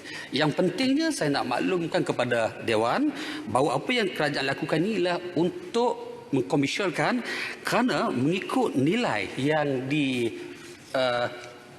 oleh Badan Antarabangsa, nilai keseluruhan termasuk dalam negara ini untuk biodiversiti ini lebih daripada $2 trilion. Dan ia jika dibangunkan dengan begitu baik teliti, ia boleh menjadikan sumber pendapatan baru kepada negara dan kepada pemain industri. Terima kasih, Tuan Ketua. Yang Berhormat Datuk Haji Jalaluddin bin Haji Alias. Terima kasih Tan Sri Speaker. Saya kemukakan soalan nombor 8 Speaker. Nombor 9 minta maaf. Silakan Yang Berhormat Menteri. Datuk Sri Yang Ketua, terima kasih soalan Yang Berhormat Jelebu. Air cincau, air tebu. Soalan bagus dari Jelebu. Kerajaan melalui Jabatan Kemajuan Orang Asli atau JAKWA sentiasa komited bagi melahirkan masyarakat orang asli yang mempunyai pencapaian pendidikan dan kemahiran arus perdana berdasarkan kepada pelan strategik JAKWA dalam rancangan Malaysia ke-11. Pendekatan JAKWA adalah melalui 5 program. Pertama, program memfokus kepada program pendidikan awal kanak-kanak melalui KEMAS. Program kedua fokus kepada program kecemerlangan pendidikan dan juga dengan kerjasama Kementerian Pendidikan dan juga Kementerian Pengajian Tinggi melalui program ketiga, program fokus jejak siswa. Program keempat adalah fokus program pembangunan minda insan dan program kelima, program latihan kemahiran kerjaya PLKK dengan kerjasama Kementerian Belia, Kementerian Sumber Manusia serta agensi di bawah KPLB iaitu MARA dan juga institusi-institusi kemahiran di bawah agensi di bawah KPLB. Sebagai contoh, saya bagikan sedikit statistik dalam sektor awam pada tahun 2010 seramai 1,416 orang profesional dikenal pasti, manakala tahun 2020 peningkatan sebanyak dekat 60% yang melibatkan 3,420 orang asli yang dalam kategori profesional. Terima kasih, Datuk dan Ketua. Soalan tambahan pertama, silakan. Terima kasih Speaker. Terima kasih Yang Berhormat Menteri. Saya tahniah Yang Berhormat Menteri. Saya tengok perkembangan dan juga kekuatan orang asli di bawah Yang Berhormat. Datuk Speaker, untuk rekod pada 22 April 2019 telah berlangsung satu konvensyen orang asli sebanyak 136 resolusi telah dipersetujui mengikut 7 fokus tema yang ditetapkan. Ketika itu dan juga pada bulan Mac 2019 Yang Berhormat Menteri Pendidikan Datuk Speaker ada menyebut bahawa Kementerian Pendidikan menyediakan laluan khas kepada 4 golongan. Salah satu golongan itu adalah masyarakat orang asli. Soalan saya untuk kepentingan masyarakat orang asli kawasan Parlimen Jelebu dan juga kawasan Parlimen yang lain, yang saya minta penjelasan kepada Yang Berhormat Menteri ialah sejauh manakah pihak kementerian, Datuk Speaker, yang telah mengambil tindakan terhadap 136 resolusi yang dipersetujui di dalam konvensyen pada tahun 2019 itu. Dan Datuk Speaker, adakah pihak kementerian mempunyai data jumlah terkini orang asli yang melanjutkan pengajian ke institusi pengajian tinggi dan adakah berlaku peningkatan jumlah yang ketara dalam tempoh 5 tahun yang terakhir ini? Terima kasih Speaker. Silakan Menteri. Terima kasih Datuk Jelebu. Kejayaan ini sebenarnya bukan kejayaan saya. Saya baru ambil alih ni baru 7 bulan. Sebelum ni Kementerian JAKWA ni di bawah pimpinan Yang Berhormat Langkawi, diletakkan khusus di bawah Jabatan Perdana Menteri. Kemudian sebelum itu Yang Berhormat Sempurna, Yang Berhormat Bera menjaga kepentingan orang asli. Kita amat peka mengenai apa juga resolusi yang dibentangkan pada 2019. Perkara ini kita akan banyak maklum dan sebenarnya telah pun disusun atur dalam pendekatan akan datang dalam rancangan Malaysia ke-12. Sekian, terima kasih. Kulai. Untuk Jaya. Yang Berhormat Kulai. Silakan. Terima kasih Datuk Speaker, terima kasih Yang Berhormat Menteri.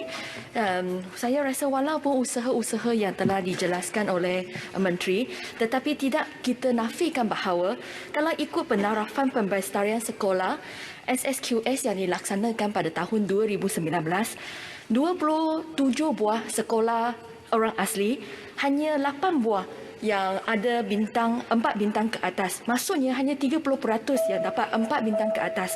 Berbanding dengan keseluruhan, kita ada 47% sekolah yang dapat 4 bintang ke atas. Jadi ini satu isu yang saya rasa perlu diberi keutamaan. Dan juga saya nak tanya sama ada Kementerian Menteri berhasrat bolehlah ada rancangan dengan KPM supaya kita mendirikan lebih banyak hostel, lebih banyak asrama untuk murid-murid orang asli ini supaya mereka bolehlah sambung pelajaran untuklah melahirkan golongan profesional. Saya rasa ini adalah sangat penting kerana isu kecucuran orang asli adalah sangat tinggi. Pada tahun 2018 ke transisi kepada 2019, 725 orang-orang asli tercicir oleh sebab isu asrama mereka. Jadi saya haraplah bahawa Kementerian Datuk di bawahlah pimpinan Datuk bolehlah bekerjasama dengan KPM untuk wujudkan asrama khususnya untuk murid-murid orang asli. Terima kasih. Terima kasih. Kulai lama dalam Kementerian Pelajaran Pendidikan. Cadangan tu amat baik dan sebenarnya memang kita dah berinteraksi dan melakukan networking dengan kementerian. Dan kita sedar bahawa keciciran di kalangan orang-orang asli khususnya di kawasan pendalaman amat ketara. Sebab itu antara program dan fokus yang kita tekankan adalah character building. Sebagai contoh pentingnya pendidikan awal kanak-kanak. Sebab itu melalui KEMAS kita nak wujudkan kesedaran dulu. Supaya bila sedar mengenai pendidikan dan kemahiran, kita akan sambung mereka ini dapat exposure di sekolah-sekolah kebangsaan melalui kerjasama yang intim di antara Jabatan Kemajuan Orang Asli dan Kementerian Pendidikan. Terima kasih. Mr. Speaker, boleh satu lagi soalan untuk Jaya? Boleh. Boleh Menteri? Hantu aja. Boleh. Silakan Yang Berhormat. Terima kasih Datuk Seri. Soalan ketiga. Ya, Bapak Menteri, saya percaya hadaf ataupun matlamat soalan yang ditanya oleh Jelebu ini adalah khusus berkaitan dengan memastikan peningkatan taraf hidup masyarakat orang asli. Dalam hal ini ialah untuk memastikan penjanaan pendapatan yang stabil. Saya ingin tanya kepada Bapak Menteri, apakah di sana terdapat strategi khusus kementerian untuk memastikan bahawa aspek keusahawanan di kalangan orang asli diperkasa? Apakah wujud kerjasama strategi misalnya di Mersing tempat Bapak sendiri ada pembangunan kelah yang boleh kita bangunkan secara bersama dengan orang asli? Terima kasih. Silakan. Terima kasih Hang Tuah Jaya. Sahabat saya dia dah jelajah kawasan saya. Mungkin dia nak bertanding kat Mersing pula. Apa pun cadangan, sebenarnya kita tidak asingkan orang asli. Apa juga program di bawah KPLB, Wak Ima mengenai pembangunan usahawan, kita libatkan sekali. Sebagai contoh, di banyak orang asli dia terlibat dalam pembangunan tanah, khususnya dengan RISDA. Dan di bawah RISDA kita ada program meningkatkan ekonomi tambahan di mana kita bagi sehingga 20,000 dalam bentuk barangan dan geran bergantung kepada kemahiran dan kemampuan orang asli itu sendiri. Jadi program-program keusahawan ni kita bangunkan bersama dengan bukan juga orang asli. Dan memang kita bagi special lane untuk orang asli menambah pendapatan mereka dan mereka tidak akan tersisih daripada arus pembangunan perdana. Terima kasih.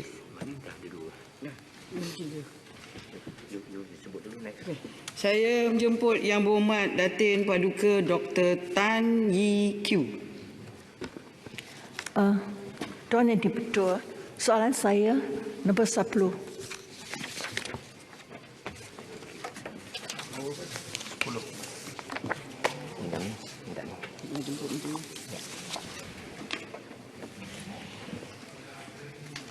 Yang berhormat, sekarang saya ingin menjemput Menteri Kewangan atau timbalannya menjawab.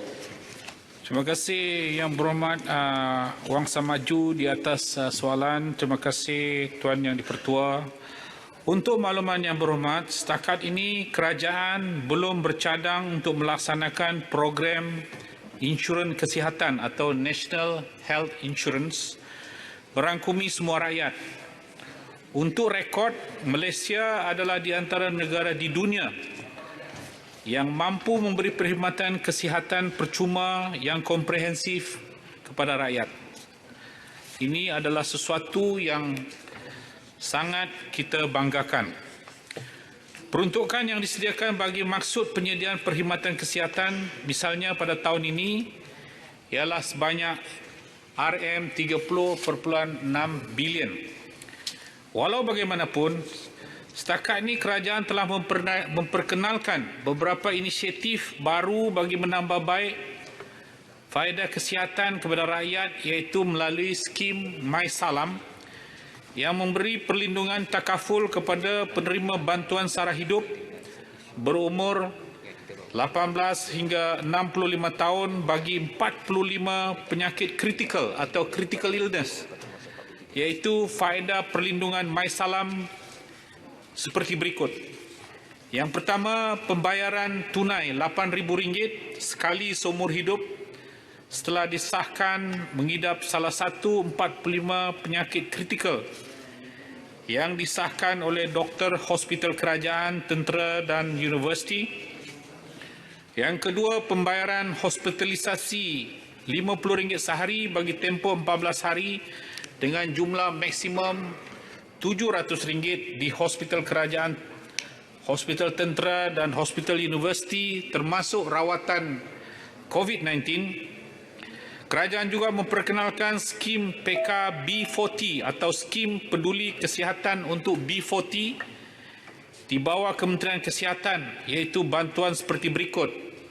Yang pertama, bantuan kewangan secara automatik kepada kumpulan B40 atau penerima bantuan sara hidup berumur 40 tahun ke atas, dan bantuan ini adalah dalam bentuk kos peralatan perubatan maksimum RM20,000. Yang kedua, tambang pengangkutan berjumlah maksimum RM1,000 bagi penerima di Sabah dan Sarawak dan RM500 bagi Semenanjung Malaysia. Kesemua faedah skim PK B40 boleh diperolehi dari kaunter khas di setiap hospital kerajaan dan klinik terpilih. Sekian, terima kasih Yang Berhormat. Sila Yang Berhormat, soalan tambahan pertama.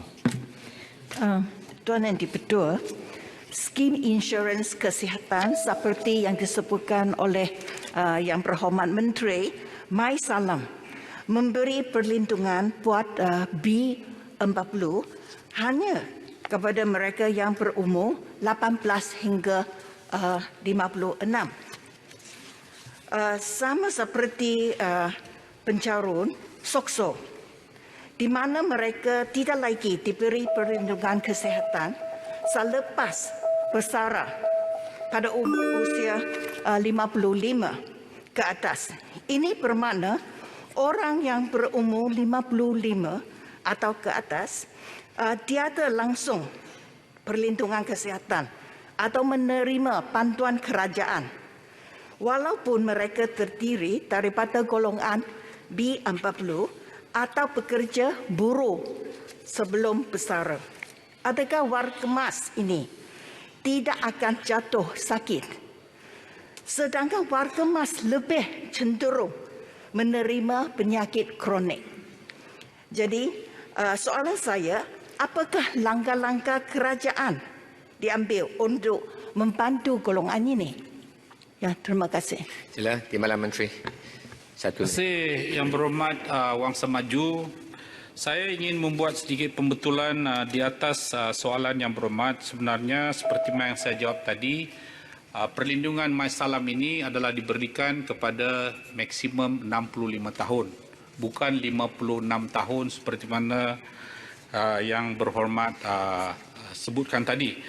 Dan seperti mana yang saya ingin ingatkan kepada yang berhormat, berdasarkan pada prinsip universal health coverage, kerajaan memang berusaha untuk memastikan bahawa semua golongan rakyat mendapat akses perkhidmatan kesihatan berkualiti dan tanpa terdedah kepada kesulitan kewangan, dan ini adalah merupakan inisiatif kerajaan, dan itu sebabnya kita setakat ini kita tidak memperkenalkan National Health Insurance, kerana di Malaysia kita enjoy ataupun dapat menikmati perkhidmatan kesihatan percuma di negara ini, dan ini adalah sesuatu yang amat membanggakan kita. Terima kasih. Terima kasih. Ada soalan tambahan kedua, saya jemput di sebelah sini. Sila yang berhormat kena tangan. Terima kasih. 30 saat. Terima kasih, Speaker. Berhormat Menteri, memang saya telah mendengar bahawa Malaysia adalah sebuah negara yang mampu memberi perkhidmatan percuma kepada masyarakat dia. Tetapi perkembangan hari ini juga kita melihat bagaimana serangan penyakit demi penyakit, dan hospital kita telah overloaded.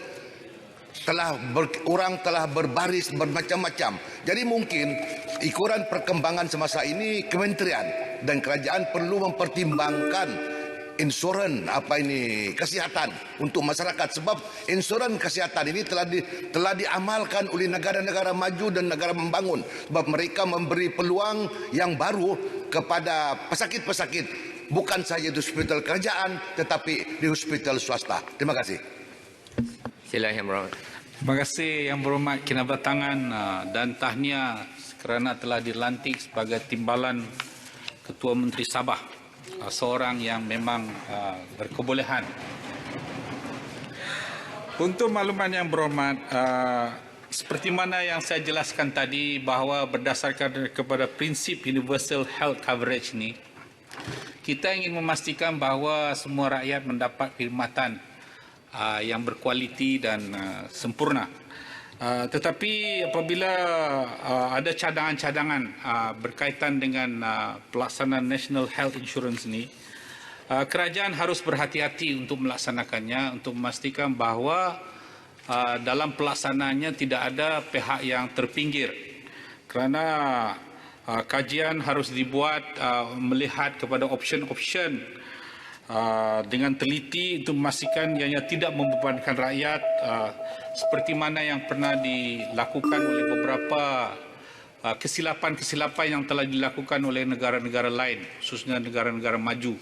Apabila mereka melaksanakan National Health Insurance, ianya menjadikan kos pelaksanaan ataupun perkhidmatan kesihatan menjadi begitu mahal, dan ini adalah sesuatu yang kita elakkan, kerana yang penting sekali ialah kita harus memastikan rakyat mendapat perkhidmatan yang meluas, dan ini telah dibuktikan apabila berlakunya COVID-19 telah diuji bahawa perkhidmatan kesihatan kita memang antara yang terbaik di dunia. Terima kasih yang berhormat. Terima kasih Timbalan Menteri. Boleh soalan lagi? Soalan penting. Masa soalan-soalan jawab lisan telah pun tamat. Yang berhormat, sekarang tamatlah sesi untuk waktu pertanyaan-pertanyaan bagi jawab lisan pada hari ini. Terima kasih ahli yang berhormat. Aturan Urusan Mesyuarat dan Usul-Usul DR 11/2020 Rang Undang-Undang Koperasi Pindaan 2020 menyambung semula perbahasan atas masalah bahawa rang undang-undang ini dibaca kali yang kedua sekarang. Ahli yang berhormat, saya ada senarai 4 orang sahaja lagi ahli yang berhormat, iaitu yang berhormat Tebrau, Kanga, Selayang dan Padang Serai. Sekarang saya menjemput yang berhormat Tebrau untuk menyambung perbahasan 5 minit. Tebrau tidak ada dalam Dewan. Sekarang saya jemput yang berhormat Kanga. Bismillahirrahmanirrahim. Alhamdulillahirabbil alamin. Nahmaduhu wa nusalli ala rasulihil karim. Terima kasih yang berhormat speaker atas ruang untuk saya berbahas rang undang-undang koperasi pindaan 2020.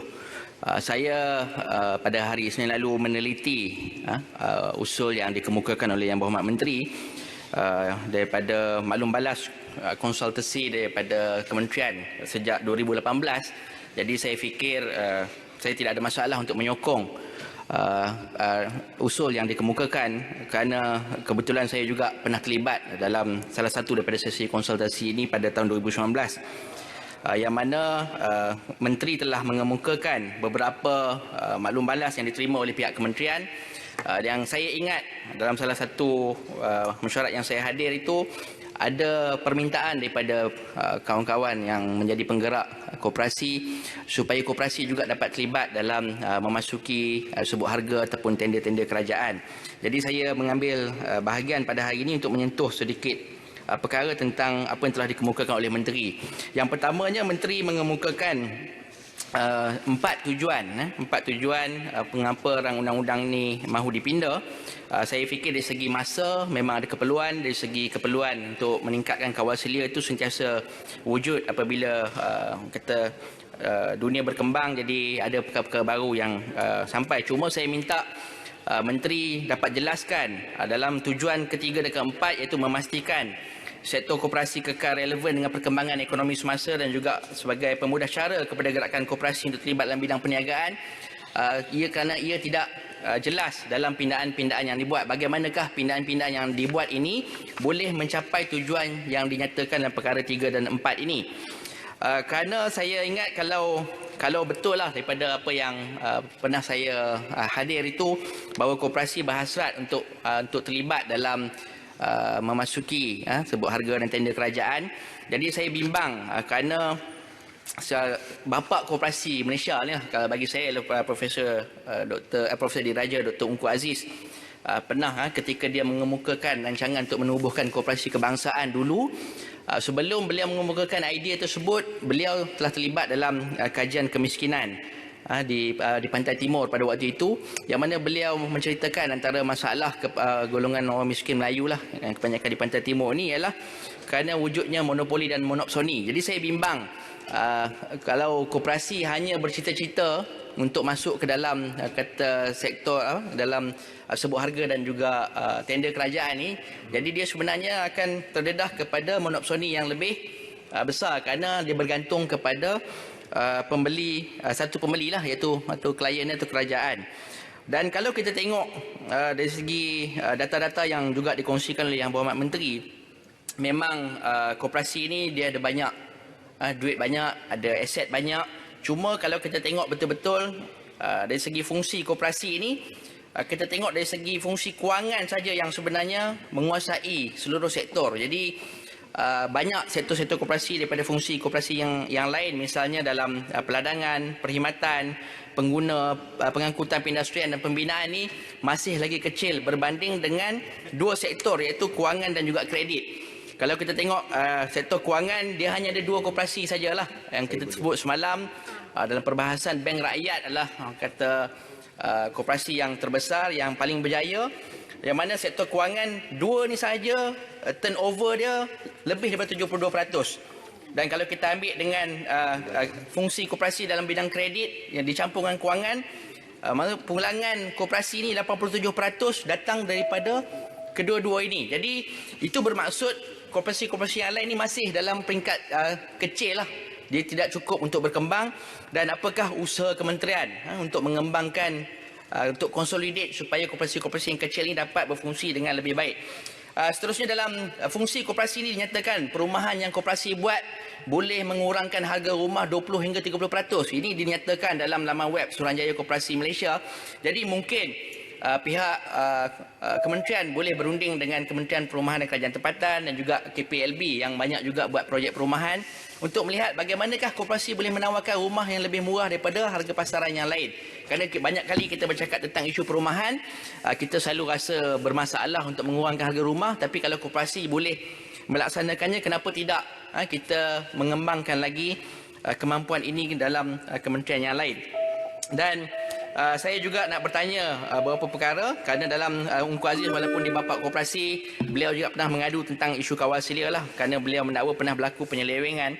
Jadi bagaimanakah kalau koperasi terlibat dalam bidang perniagaan ini, bagaimanakah tentang Misalnya kebajikan pekerja, adakah pekerja-pekerja koperasi ini termasuk dalam akta pekerjaan? Bagaimanakah mereka punya kebajikan sama dari segi caruman untuk pekerja yang bila diterlibat dalam bisnes, dan bagaimanakah dari segi aspek percukaian dan sebagainya. Dan masa telah tamat, minta rumuskan. ya, saya nak rumuskan. Lagi satu saya nak tanya juga tentang tentang tadi saya sebut sikit, saya nak juga sentuh pasal money laundering, dan saya juga nak bertanya ada satu perkara sekejap. Tentang aset dan juga share bagi koperasi yang dorman dan juga tidak aktif. Jadi saya tengok kat sini jumlah dia banyak juga. Jadi bagaimanakah aset dan juga yang bagi koperasi yang dorman dan tidak aktif ini dapat kita aktifkan, ataupun sekurang-kurangnya kalau koperasi tidak mahu aktif lagi, kita boleh pindahkan, jadikan dia jadi satu pelaburan ke dalam koperasi-koperasi yang lain yang lebih aktif. Misalnya bank rakyat, supaya aset ini tidaklah menjadi satu debt capital ataupun modal mati. Kerana fungsi koperasi ini sangat besar, dan saya setuju dengan pindahan yang dibuat, dan saya berharap kementerian akan meneliti lebih lanjut supaya koperasi ini dapat kita gerakkan dan jadi penyumbang positif kepada ekonomi negara. Itu saja yang berhormat Speaker, saya menyokong usul ini dikemukakan. Assalamualaikum. Terima kasih Yang Berhormat Kanga. Sekarang saya jemput Yang Berhormat Selayang, kemudian Padang Serai, dan ada satu tambahan Yang Berhormat Batu Gajah kemudian. Silakan Yang Berhormat Selayang. Saya mengucapkan terima kasih diberikan peluang untuk membahas rang undang-undang DR11/202, suatu akta untuk meminda Akta Koperasi 1993. Memang gerakan koperasi menjadi wadah untuk membantu rakyat memperbaiki dan meningkatkan taraf hidup melalui aktiviti berkumpulan. Pembabitan anggota dalam aktiviti koperasi mampu meningkatkan pendapatan mereka sekaligus menjana pendapatan negara. Kesedaran tentang manfaat berkoperasi ini perlu disebarluaskan untuk menarik minat rakyat menyertai atau menubuhkan koperasi. Oleh yang demikian, saya mengalukan, menyokong dan bersetuju dengan pindaan yang dicadangkan dalam RUU ini. Adalah jelas tujuan pindaan adalah untuk memudahkan penubuhan koperasi dengan mengkurangkan bilangan orang yang perlu untuk membuat permohonan menjadi anggota lembaga koperasi dan menandatangani minit mesyuarat permulaan. Tetapi gerakan koperasi masih menghadapi banyak cabaran. Antara masalah ialah seperti keanggotaan, kewangan, kepimpinan dan pengurusan koperasi. Juga masalah yang telah dibangkitkan selama ini, cabaran-cabaran adalah antaranya operasi saiz kecil, budaya kesuhawanan yang rendah, kurang pemahaman tentang koperasi dan kekurangan pengurusan profesional. Tetapi pada pandangan saya, yang penting sekali ialah kekurangan keyakinan dalam koperasi. Persoalan utama untuk menangani cabaran-cabaran ini adalah anggota yang kurang keyakinan terhadap koperasi mereka sendiri, kurang yakin dengan ahli lembaga koperasi yang mentadbir koperasi dan aktiviti perniagaan yang diceburi oleh koperasi. Masalah ini telah dilapor di dalam beberapa laporan dasar koperasi negara. Antaranya ialah dasar koperasi negara di bawah teras strategik yang keempat untuk meningkatkan keyakinan masyarakat terhadap gerakan koperasi. Saya meminta Menteri untuk memberikan maklumat tentang status dan capaian teras strategik 4 ini. Perkara kedua yang saya hendak sentuh ialah koperasi gabungan atau koperasi persekutuan. Koperasi merupakan satu model keusahawanan sosial yang tidak menjadikan keuntungan sebagai matlamat utama. Sebaliknya, memberi manfaat dan kesejahteraan kepada anggota dan masyarakat. Ini dilihat dengan pertumbuhan koperasi seluruh dunia. Hampir 1 bilion penduduk sudah mendapat manfaat daripada aktiviti koperasi, termasuk mampu menyediakan peluang pekerjaan. Gerak koperasi di Malaysia telah bermula daripada 1922 dan pada masa ini jumlah koperasi mencecah 14,237 koperasi melibatkan 6.5 juta ahli dan adanya lebih 3,000 koperasi runcit di seluruh negara. Jikalau koperasi boleh bergabung dan menceburi bidang baru dan perkembangan aktiviti sedia ada, koperasi boleh menguasai pasaran yang lebih luas. Saya cadang Kementerian dan SKM memberikan tumpuan kepada menggalakkan penubuhan koperasi gabungan adalah berfaedah untuk koperasi membentukkan persekutuan koperasi di mana semua ahli adalah juga koperasi.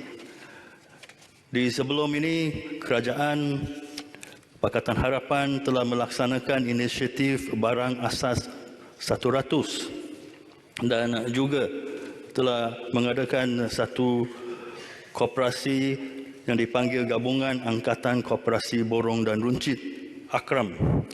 Ini ialah menggunakan koperasi linkages yang akan membolehkan koperasi menguasai keseluruhan rantaian persedaran yang efektif.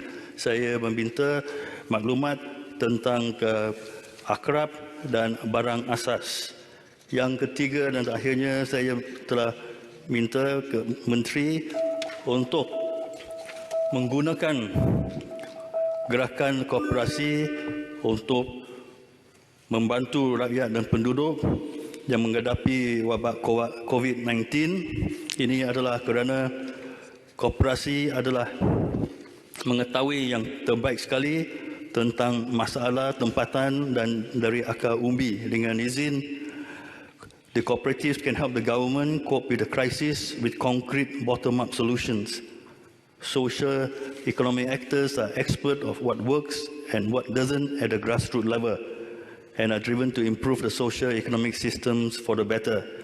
Dengan ini, kerajaan boleh mengetahui dengan lebih baik apa tindakan yang boleh digunakan dan dipakai daripada akar umbi.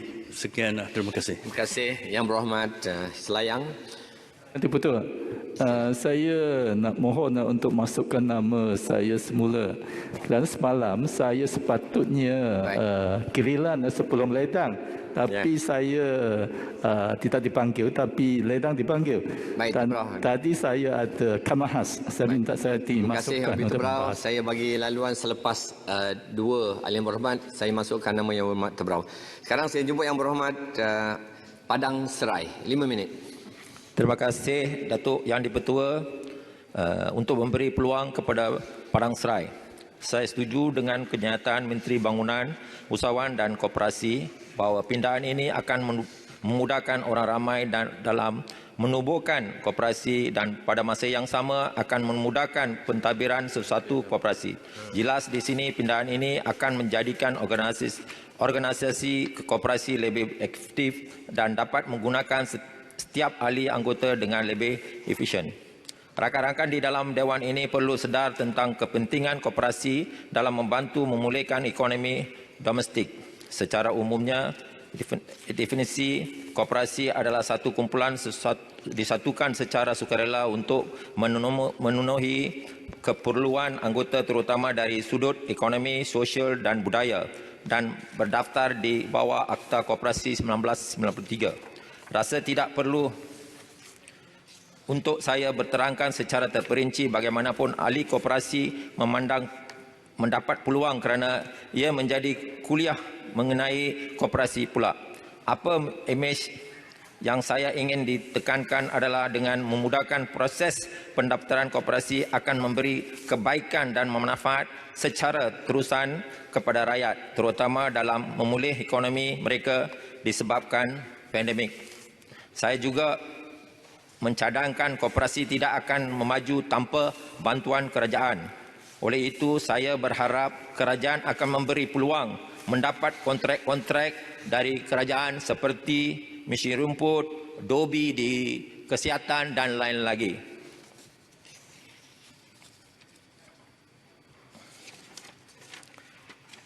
Kita mesti difahamkan bahawa dengan Perkukuhan koperasi dalam masyarakat akan membina satu rantaian ekonomi yang kukuh dan akhirnya akan membantu negara dalam memulih ekonomi negara disebabkan oleh pandemik ini. Berdasarkan Pasal 9 jelas menyatakan akan meminda Seksyen 50 Akta 502 untuk memperuntukkan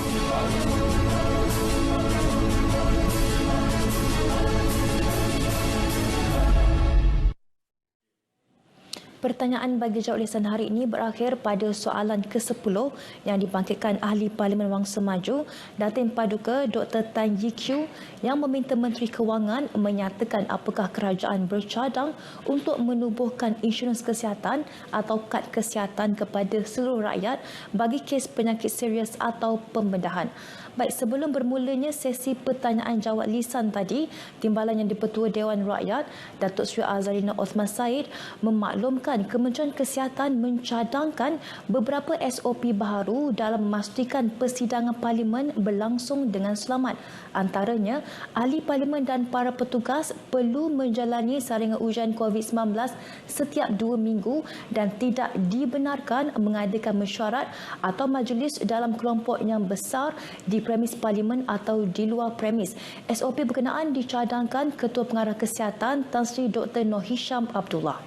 Baik, saya ingin berkongsi beberapa soalan yang telah perlu dijawab pada persidangan tadi. Antaranya, sehingga Oktober ini direkodkan sebanyak 1,377,862 talian prabaya dikesan didaftar secara meragukan. Daripada jumlah itu, 920,207 talian telah ditamatkan perkhidmatan, manakala 457,645 telah dikemas kini dengan maklumat sah. Menteri Komunikasi dan Multimedia Datuk Saifuddin Abdullah menjelaskan Suruhanjaya Komunikasi dan Multimedia SKMM menjalankan audit pengesahan data dengan Jabatan Pendaftaran Negara untuk mengesahkan integriti pangkalan data pelanggan talian telefon prabaya bagi memastikan nombor yang sah diaktifkan dengan sewajarnya. Ini bagi mengelakkan ia disalahguna pihak tidak bertanggungjawab dengan tujuan penipuan.